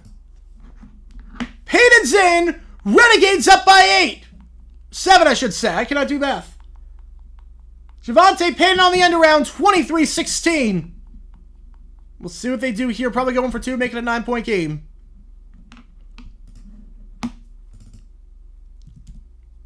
Javonte Payton gets the outside. Beautiful blocking in the second level there by number 68. Jake Lucina, the center. That's a beautiful block. Did he get in the end zone? They're going to say yes. And with 12:52 left, the Renegades up by 7. They're looking really, really good today. No wins so far this season, though. It's not for lack of trying. They've come close.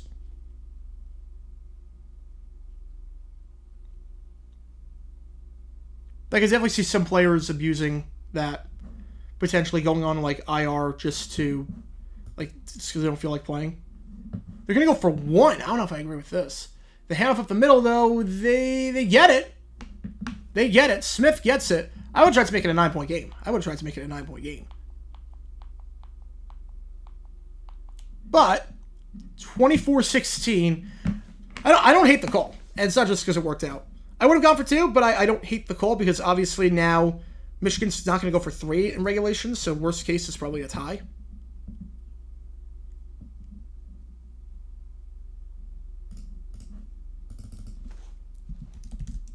I mean, it's not the craziest idea. I don't see it happening. I think the owners were not before that at all. Panthers relocate to Ann Arbor. No, it's less of a population in Ann Arbor. The stadium would look even worse. You're not getting 100,000 there. Plus, the way that the UFL plays their season, no one lives in Ann Arbor when it's not the college season. It's a ghost town, essentially. It's a college town. So no, they won't relocate to Ann Arbor. They're going to stay in Detroit. The only way they relocate is if they go somewhere that's not Detroit. But they're going to stay in Detroit. I can't see the Panthers leaving. The Showboats are the only team I could see leaving. As a Lions fan, a Michigan fan, I really hate McCarthy being a Viking. There were a lot of fans at the draft that felt the same way. A lot of very conflicted fans at the draft. But they didn't know whether to cheer for them or not. Who wins, the All-Florida team or the Born-in-Florida team? The Born-in-Florida team probably wins. The Born-in-Florida team. The amount of guys that come from Florida is insane. Florida, Texas, California, those are the big 3.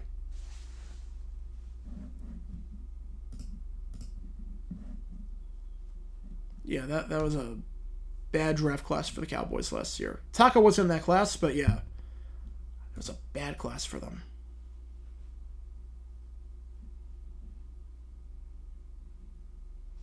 Yeah, I don't see them bringing a mental health IR anytime soon.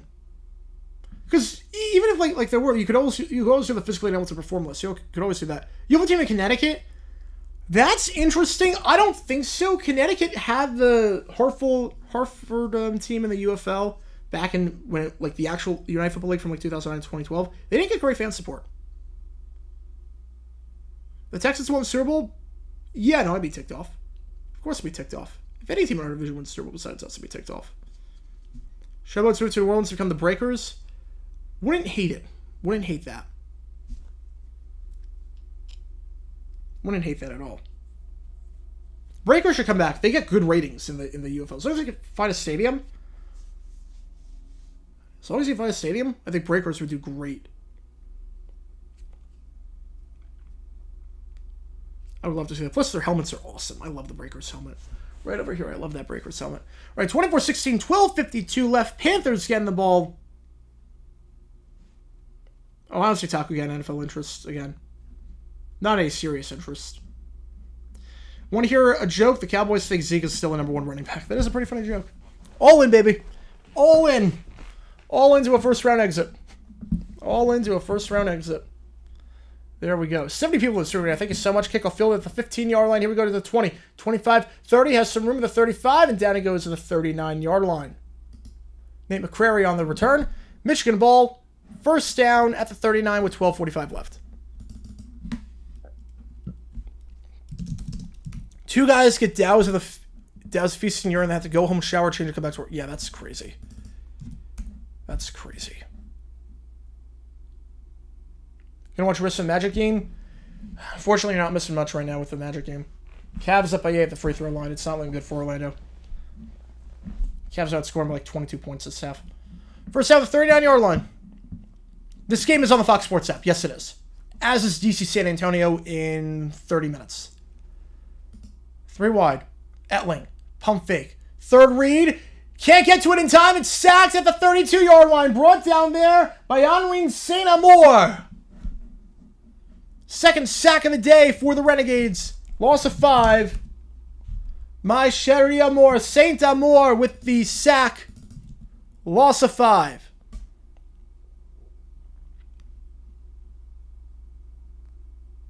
Now, Boston would not be able to support a UFL team. There's no way. There's no way Boston would be able to support a UFL team. There is no way whatsoever they could do it. Second and 17. Etling looking, pressured, fires, caught by Hills at the 42-yard line. I mean, they didn't support minor league because here's the thing also. Number one, they didn't support USFL back in the 80s. Number two, you're not playing at Fenway. The Red Sox wouldn't allow it. So you have to play in Foxborough at Gillette Stadium out in the middle of nowhere. And they can't even draw crowds for the Revolution because that seems in the middle of nowhere. So you're going to play in a suburb in the middle of nowhere? Like, no, it wouldn't work. Did my light go... One of my lights went off. Hang on. There we go. 3rd and 8.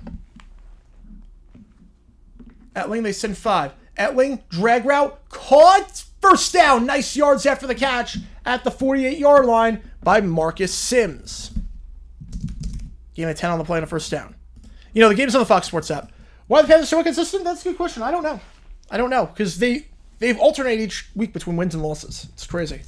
Hang on, give me one quick second to adjust the lighting. Hang on, give me one quick second. My apologies, guys. Give me one quick second to adjust the lighting. Then we'll be good to go. Sorry about that. All right. Now let's try this again. There we go. There we go.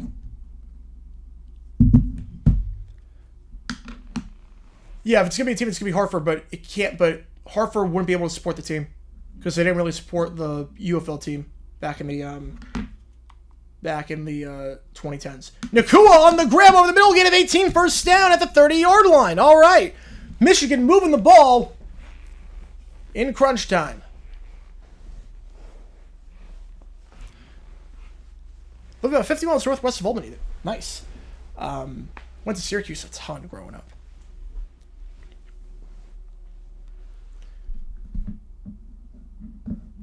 Yeah, it's not a bad idea for a series. Not a bad idea for a series. Could Strahan call an NFL game? Probably not. I mean, he did not do a great job calling the... as there's a flag on the play, it's going to come back for holding. This will come back for holding. It's a gain of 6, but get those flag emojis out.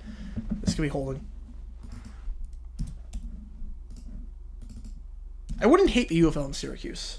I wouldn't hate it. Syracuse is an interesting market. I honestly... Syracuse would not be bad. Where was I going with that? Yeah, return the Chicago Blitz, soccer-specific stadium there. No, because he'd be playing like 10th fiddle in that city. And yeah, the soccer-specific stadium is there, but it's in the suburbs. It's in Bridgeview. It's in the middle of nowhere. That was why the Fire moved out. Does Michigan regret going for one the first touchdown? I don't think so. I don't think they do. But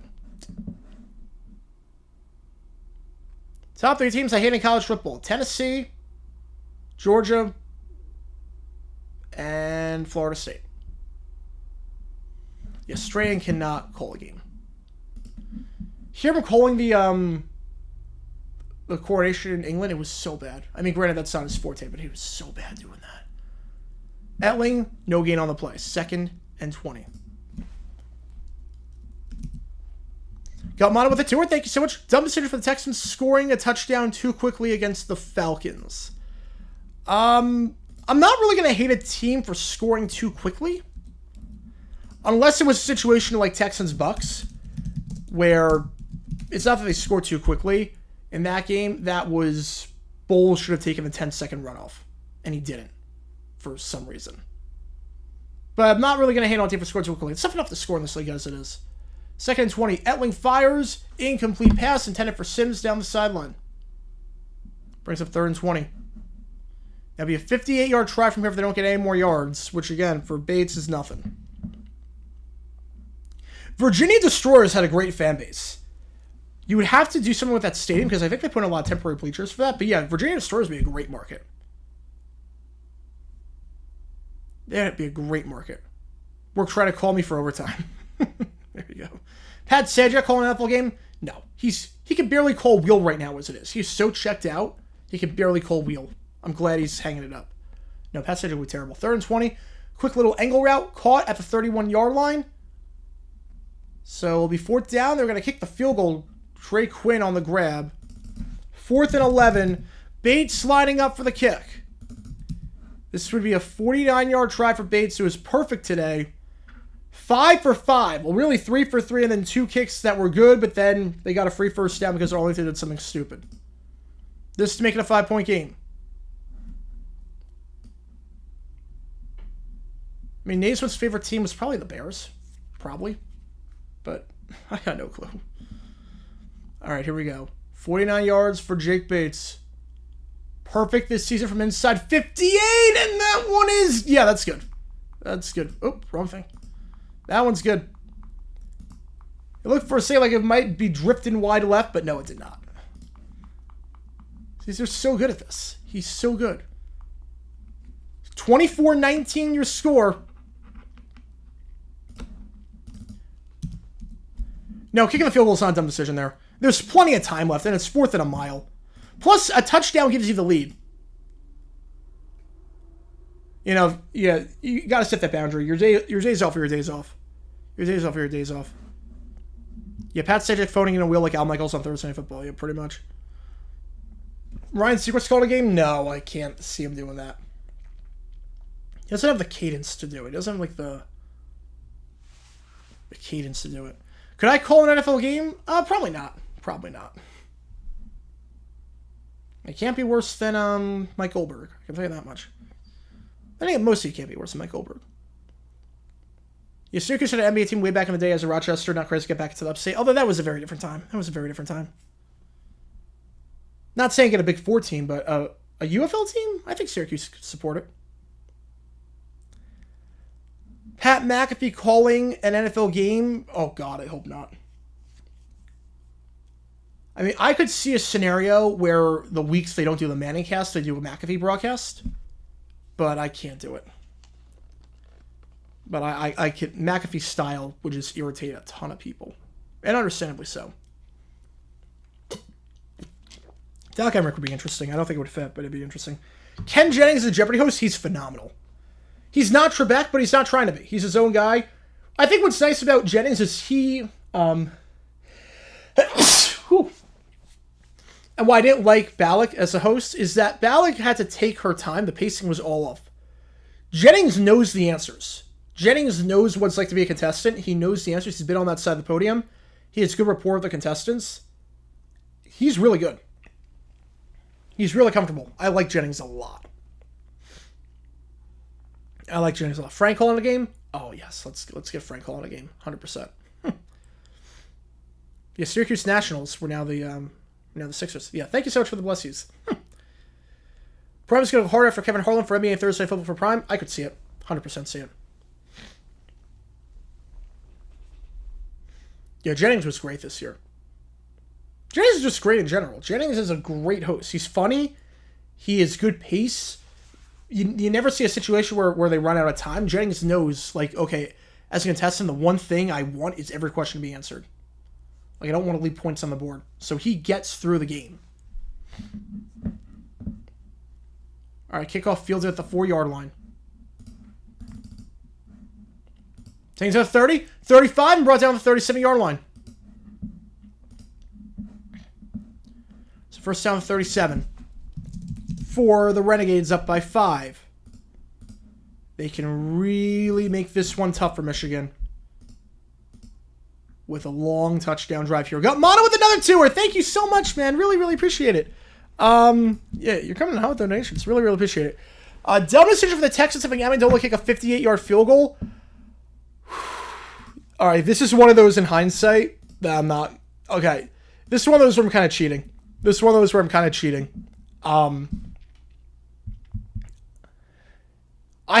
Amendola had no shot to make that field goal. First down the 37-yard line. 4 wide, 1 the far side, 3 on the near side.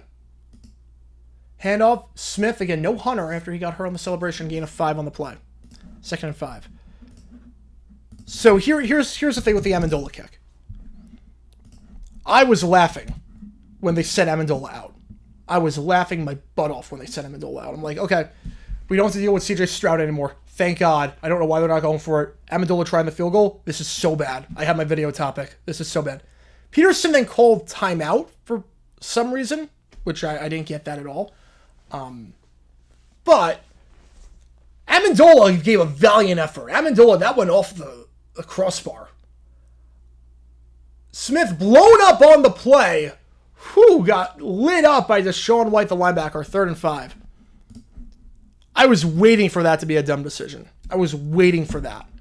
But it went off the crossbar. I can't really fault the Texans and Ryans for trying a 58-yard field goal on 4th and medium to tie the game when it goes off the crossbar.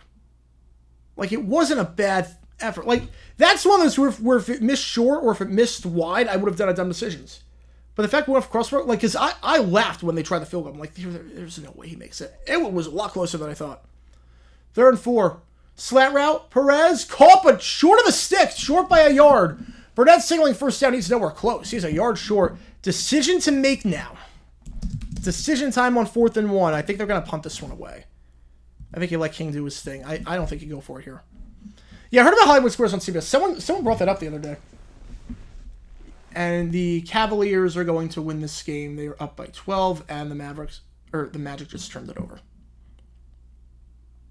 Yeah, Iron Eagles number 1 in waiting. Give it 7 more years, he'll be number 1.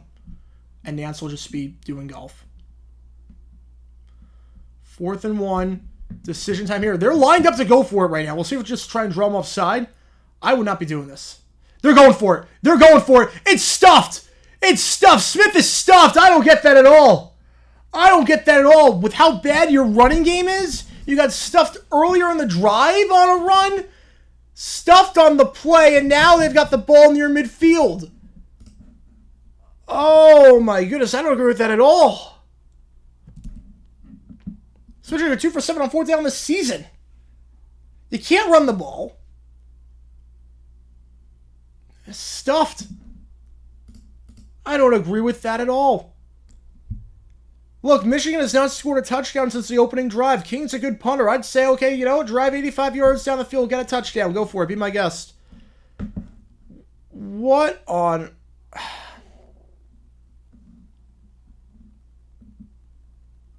I don't get it. I'm looking forward to the Hollywood Squares reboot. Yeah, I'm looking forward to the Hollywood Squares. Yeah, someone brought up the other day. That's why I said that. Yeah, I'm looking forward to the reboot. Love your videos. You're awesome. Thank you so much. I love your mini helmets from the USFL original. Thank you so much, Alvaro. Really, really appreciate it. Thank you so much. Really, really appreciate it. Yeah, we got all the helmets from the old USFL from the 1980s, the XFL from 2001, the XFL from 2020, and these helmets are the current teams in the league. Yeah, so, okay, Super Challenge. Yeah, I meant to add the Super Challenge to the scorebug at some point. Just have to figure out the spacing to do it. But yeah, Arlington used it. Michigan has not used theirs. Arlington has used theirs. Arlington used it in the second quarter on a Sal Cannella touchdown. It was negated for offensive pass interference. They used Super Challenge, and it got overturned. It was a good Super Challenge. It was the right call because there was no LPI on that play. Michigan still has theirs left.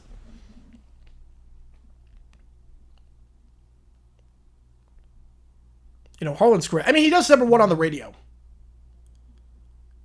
Mark McGrash knows Hollywood Squares. He'd be a very good fit. He knows pop culture. He was very good on 90s on 9. I don't know why they got rid of him. But he could do a very good job hosting Hollywood Squares. Yeah, that's a horrible play call by Arlington. You said he wanted a dumb decision? He got it. Yep, that's where being a member helps, because you can show those Krusty the Clown emojis. Could Geico's ad budget make a dent in our national debt? It could fund, like, 95% of the militaries in the world. I'm only half kidding when I say that. Regis hosting will. Regis could host anything, except for a sports show. He did host that sports show on Fox Sports 1 for some reason. Remember that? I'm going to do a video on that at some point, because it's crazy. Remember when Regis Philbin hosted a sports show on Fox Sports 1? In his, like, 90s? I love Regis, though. I love that guy. Rockets, playoffs, 25. You know, they got a shot. They got a shot. I would lean toward, yeah, with that young core, yeah. I mean, if you're talking playing around, yeah, they'll be top 10, I think. All right, first down, 5:31 left in the game. Michigan with great field position. Etling keeping himself at 35, 30, 25. Danny Etling in a foot race. Danny Etling out of bounds at the 7-yard line. Pushed out there by Adamuzzi. The only thing stopping Etling from finding the end zone, 37-yard gain. Immediately, they make him pay. This is the story of the Renegades this season. They've come so close so many times this year to winning contests. 3 losses by 1 score.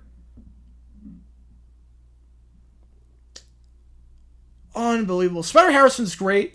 90s doesn't really fit because a lot of the songs don't fit the decade at all. Lisa Loeb is hit or miss. Lisa Loeb, her show is very hit or miss. Some of her insights are just kind of boring and kind of milquetoast. Like T2JB though. The handoff goes to Colburn. Gain of 4. Second and goal to 3. Bigger rivals of the Jags, Colts, or Texans. I mean, to win the division this year, Texans, but in terms of, all time, I hate the Colts more than the Texans. Titans are number 1, Colts are 2, Texans are 3rd. I'm so happy my girlfriend's team won the series on her birthday. There you go. There you go. Second and goal, ball at the 3-yard line. 4 minutes left. What percentage of UFL players are former NFL? It's a pretty good split. It's a pretty good split. At least guys that stuck around on for at least a training camp. And they'll have to burn a timeout. Michigan has 1 left.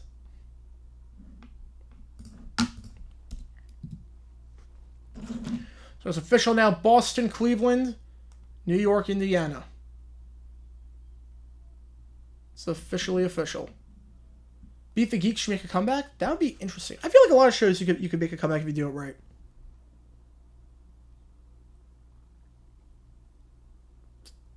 Yeah, that was a tough one.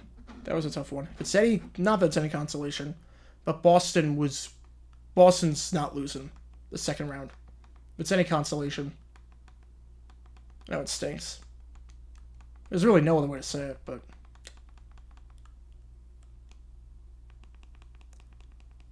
I'm the next Renegades head coach. I mean, I can't call any worse plays a lot of the time. All right, Mr. Rich, all good score. Thank you for tuning in. All good. We also have the San Antonio DC game coming up after this, which is on Fox. We're going to start that one after this game is done. So I think we're going to see some overlap. You really should have spaced this out a bit more. Second and goal. Etling. Hands it off. Wes Hills is down at the half-yard line. Hills thinks he scored. He's short by half a yard. Pacers, Knicks, who wins? Knicks in 7. I'm going to go Knicks in 6. You know what Eagle likely be the number 1 play-by-play man for the NBA on NBC? Yeah, and he'd be great at that. He did the Clippers broadcast. He's really good. Go LeBron go back to the Cavs. I think he's going to stay with the Lakers. Let's double check. Make sure he was short of the end zone, and that knee doesn't come down. I think that's a touchdown. Actually, I think that's a touchdown. I don't see that knee coming down. I think that might be a touchdown. They are going to give him the touchdown. It's officially a touchdown for the Panthers. Wes Hills finds the end zone. Arlington's decision to go for it backfires tremendously. Michigan immediately drives down the field. They lead by 1. Nate Burleson's going to make a very good host. And now they're going to go for 2, make it a 3-point game. Arlington, they're playing well today, but they're shooting themselves in the foot on too many occasions, and that is one of them. Going for 2 from the 5. Etling, slant route. Did he get into the end zone? The catch by Quinn, short of the sticks. Short of the end zone. Donald Payne bringing the pain. Nice open field tackle. It's only a 1-point game still. My clock was running. My apologies. 3:49 left in the ball game. Michigan up by 1. Quinn could not find the end zone there. Celtics with the Cavs in 6. I got them in 5. You got Cavs in 6. Oh, that is bold. That is bold. All right, Arlington gets the ball down by 1 with 2 timeouts and the 2-minute warning. Arlington's record for the competent defense, probably 500. Probably 500.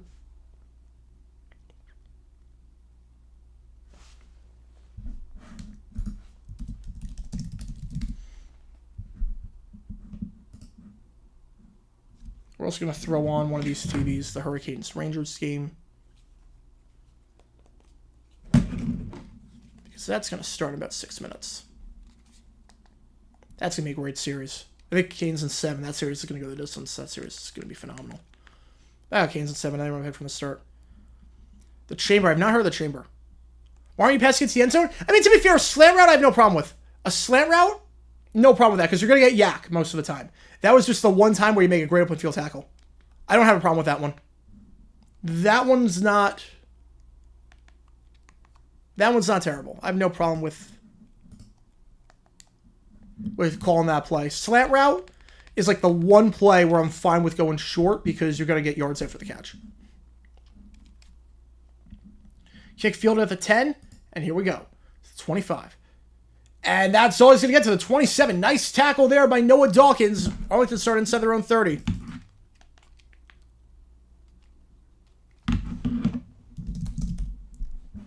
$27-yard line. Thunder beat Mavs in 5. What do you think? I'd be shocked if they won in 5. I have the Mavericks winning the series, just in general. To go 5? I don't see that. That's bold.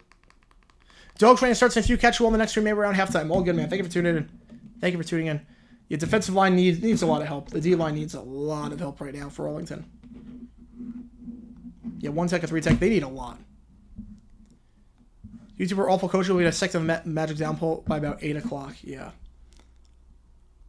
First down to 28. Perez, they send 4. Perez pressured up the middle. Hit low as he throws Canella on the grab. Then he runs backwards. It's going to be a gain of 4.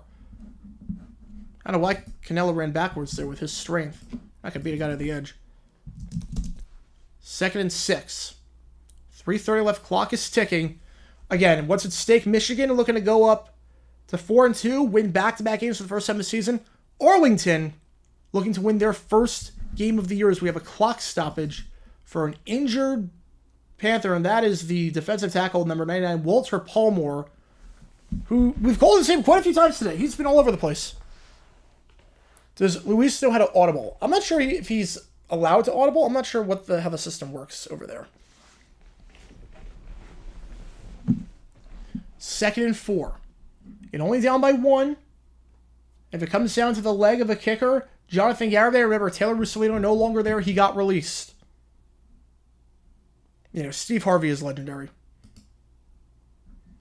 I did like John O'Hurley. I did like him a lot growing up in the 2000s. I did like him a lot. But Steve Harvey is Steve Harvey. 4 wide through the near side, 1 on the far side. Delayed handoff. It works. Smith follows his blockers, gets a first down at the 41-yard line.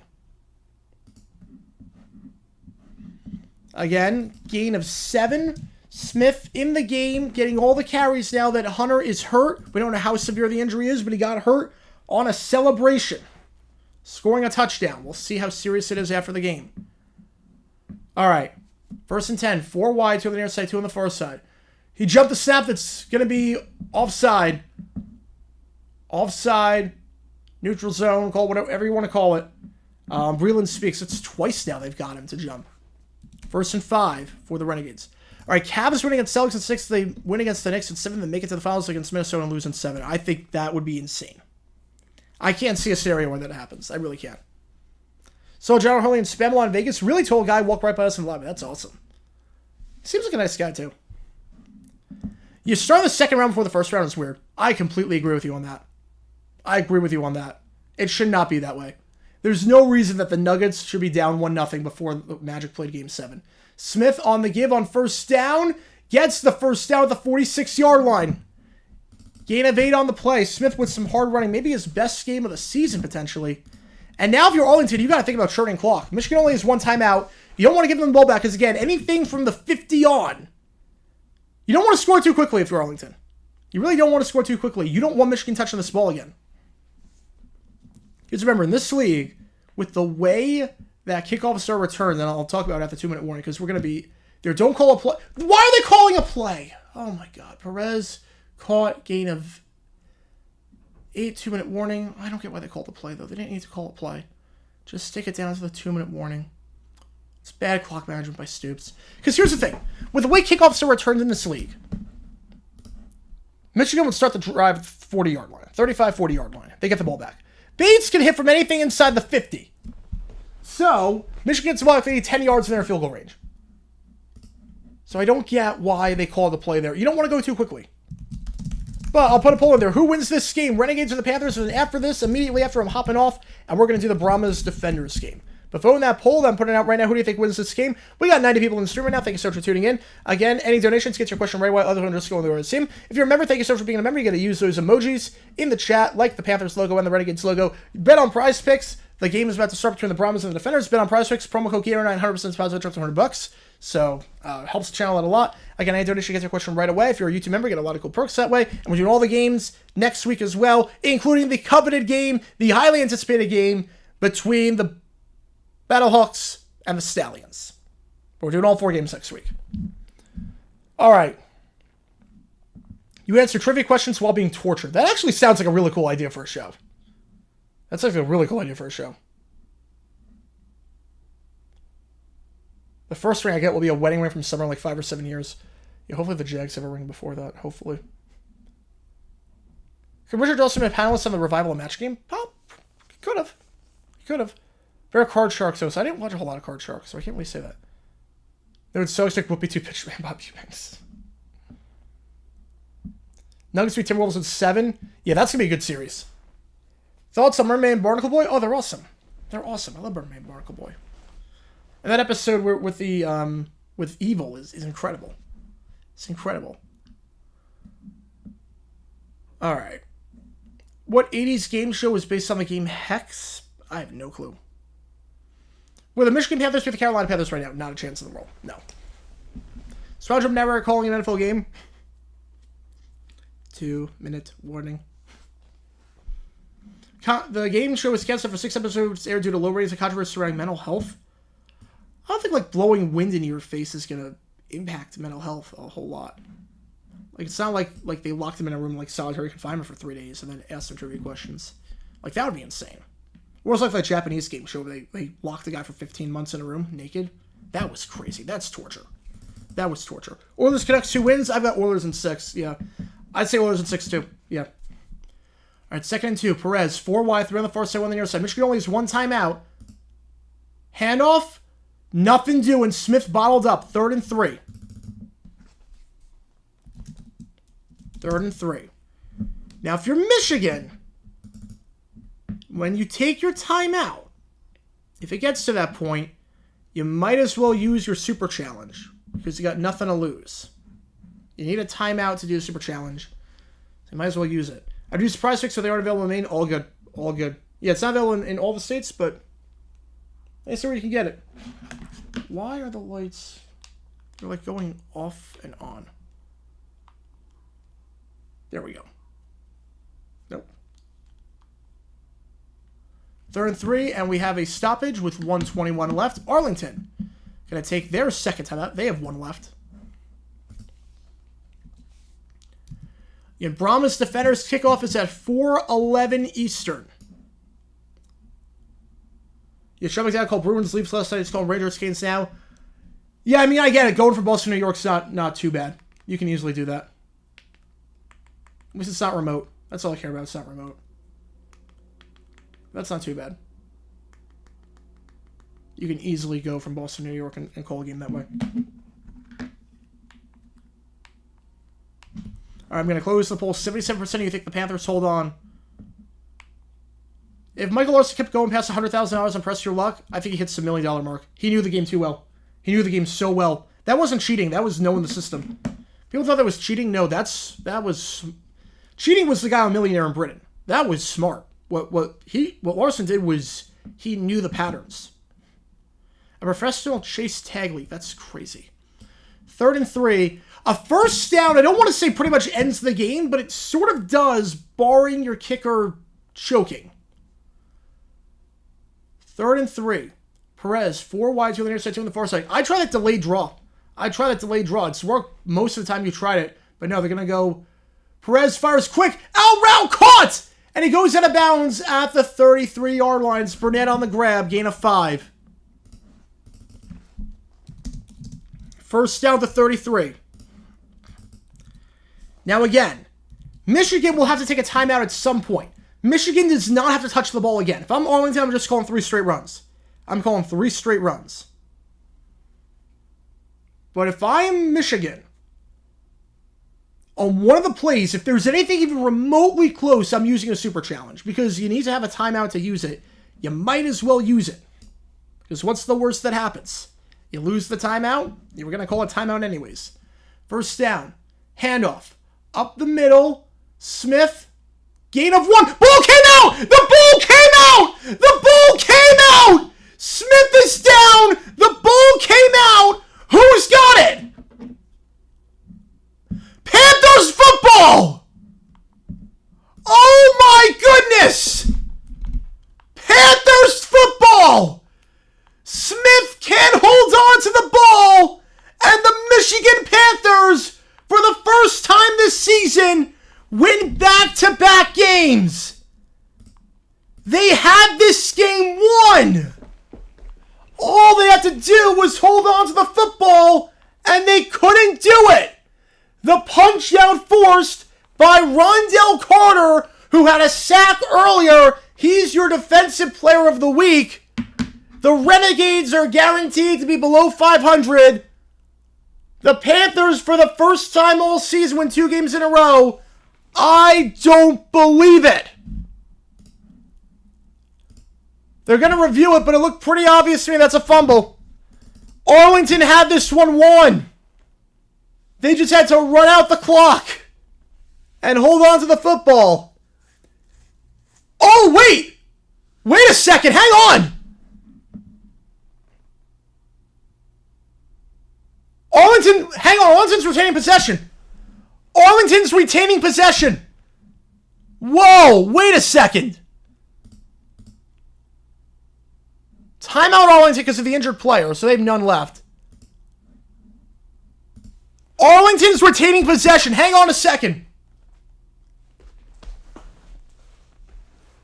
It didn't look like the knee was down. It didn't look like the knee was down. Not sure what they're ruling. Are they going to say that? Are they going to say that Arlington actually held on to the? Oh, they're saying okay. So it was a fumble, but Burnett came up with the football. The referee blew it prematurely. They initially ruled Michigan football. Smith is limping. Today got 2 running backs hurt. There is no one on the depth chart behind Smith and Hunter, so they have no running backs now. They ruled possession too early. The referee blew the call at first. Arlington came up with the football. So it's still Arlington ball. They blew it too early. Oh my goodness. And that's another time where they jumped. They're throwing. Why are they throwing? Okay, what is going on? Okay. They're throwing the ball for some reason. Now that stops the clock. Perez thought he had a free play because Michigan jumped. And it looked like they did, for sure. It looked like, yeah, Carter was in the neutral zone for sure. Okay. What is happening? What is honestly happening right now? This is insane. This is insane. So the refs blow that call. No flag, but I can't believe they're throwing the football. Well, now you have to throw. Well, now they're running. What? Why are they running it now? Why not run on second down? Because now Michigan's going to take a timeout. The 35... What is happening? This game is drunk. This game is completely drunk. 58 seconds left. So Arlington could have taken the clock all the way down, but they didn't because they threw the ball on second down for some reason. The refs also blow a call in terms of not giving Arlington a free play. They're not going to fire any coaches mid-season because money-wise, you don't want to keep multiple guys on the payroll. What is happening? And San Antonio DC coming up next game. That's going to be on a separate stream. We're going to call that game right after this one. This game is drunk. This game is completely drunk.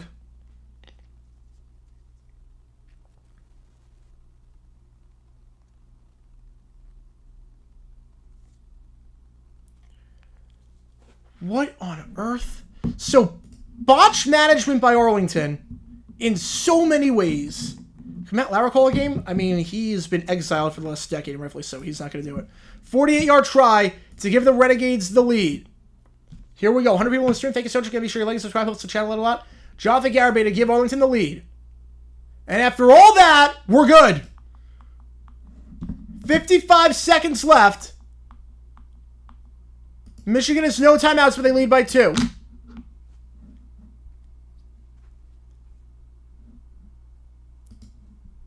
(27-25).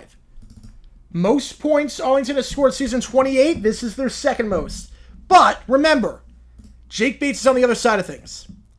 Jake Bates is on the other side.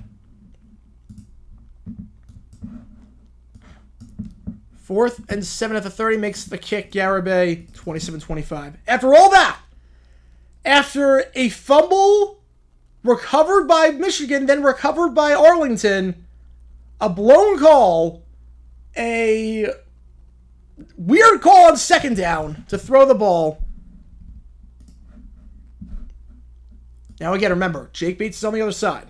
So all Michigan needs is 10 yards and they're in field goal range. All they need is 10 yards there in field goal range. 111 people in the stream. Thank you so much. Again, be sure to like and subscribe. Let's channel out. And you're sure to get to your question right away. Those are just going to assume. After this game is done, we're going to go to Brahma's Defenders. That game is on FS2 right now. Obviously, I can't do 2 streams at the same time, but we're going to do that game on FS2. Or it's going to move over to Fox once this game is done. Bench the running back. You can't. They only have one running back. Day-Day Hunter's hurt. Day-Day Hunter's hurt. He got hurt in a celebration. They have one running back. That's it. Smith or bust. Kickoff fielded at the 8. Here we go. Muffed, actually, now fielded at the 8 to the 20. Take it out to the 25. Has room to the 30, 35, 40, off to the races, 50, down the 46-yard line. They're already in field goal range. They're already in field goal range. Marcus Sims gets some past midfield. But flag on the play. Hang on a second. Flag on the play.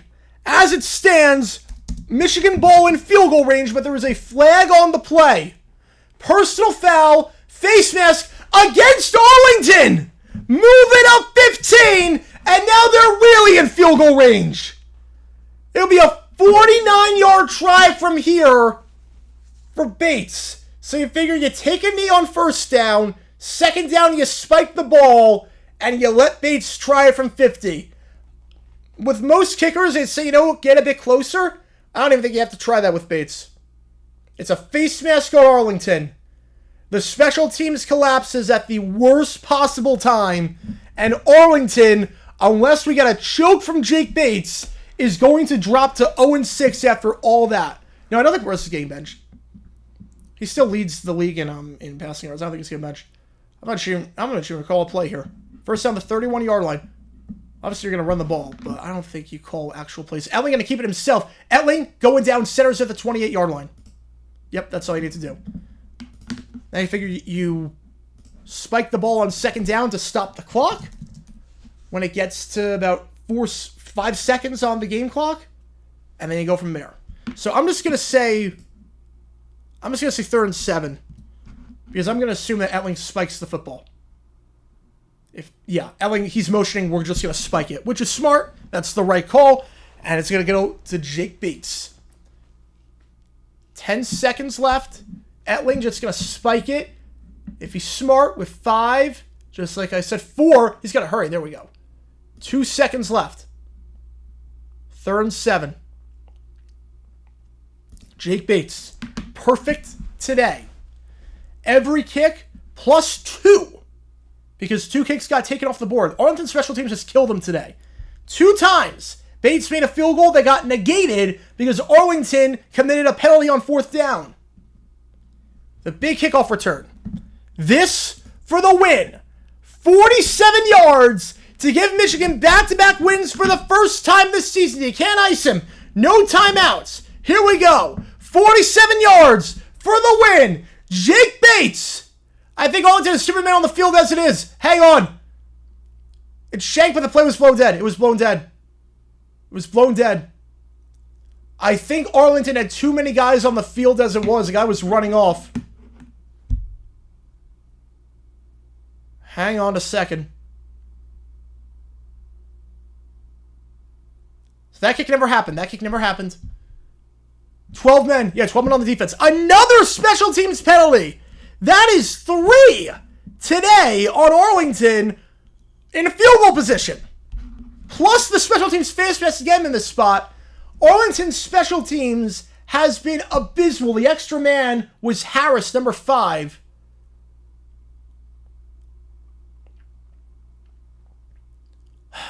Unbelievable.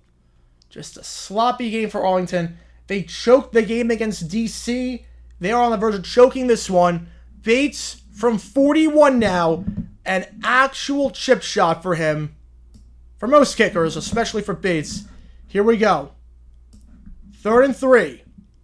For the win. After this, we're going straight to Brahma's defenders in about 10 minutes.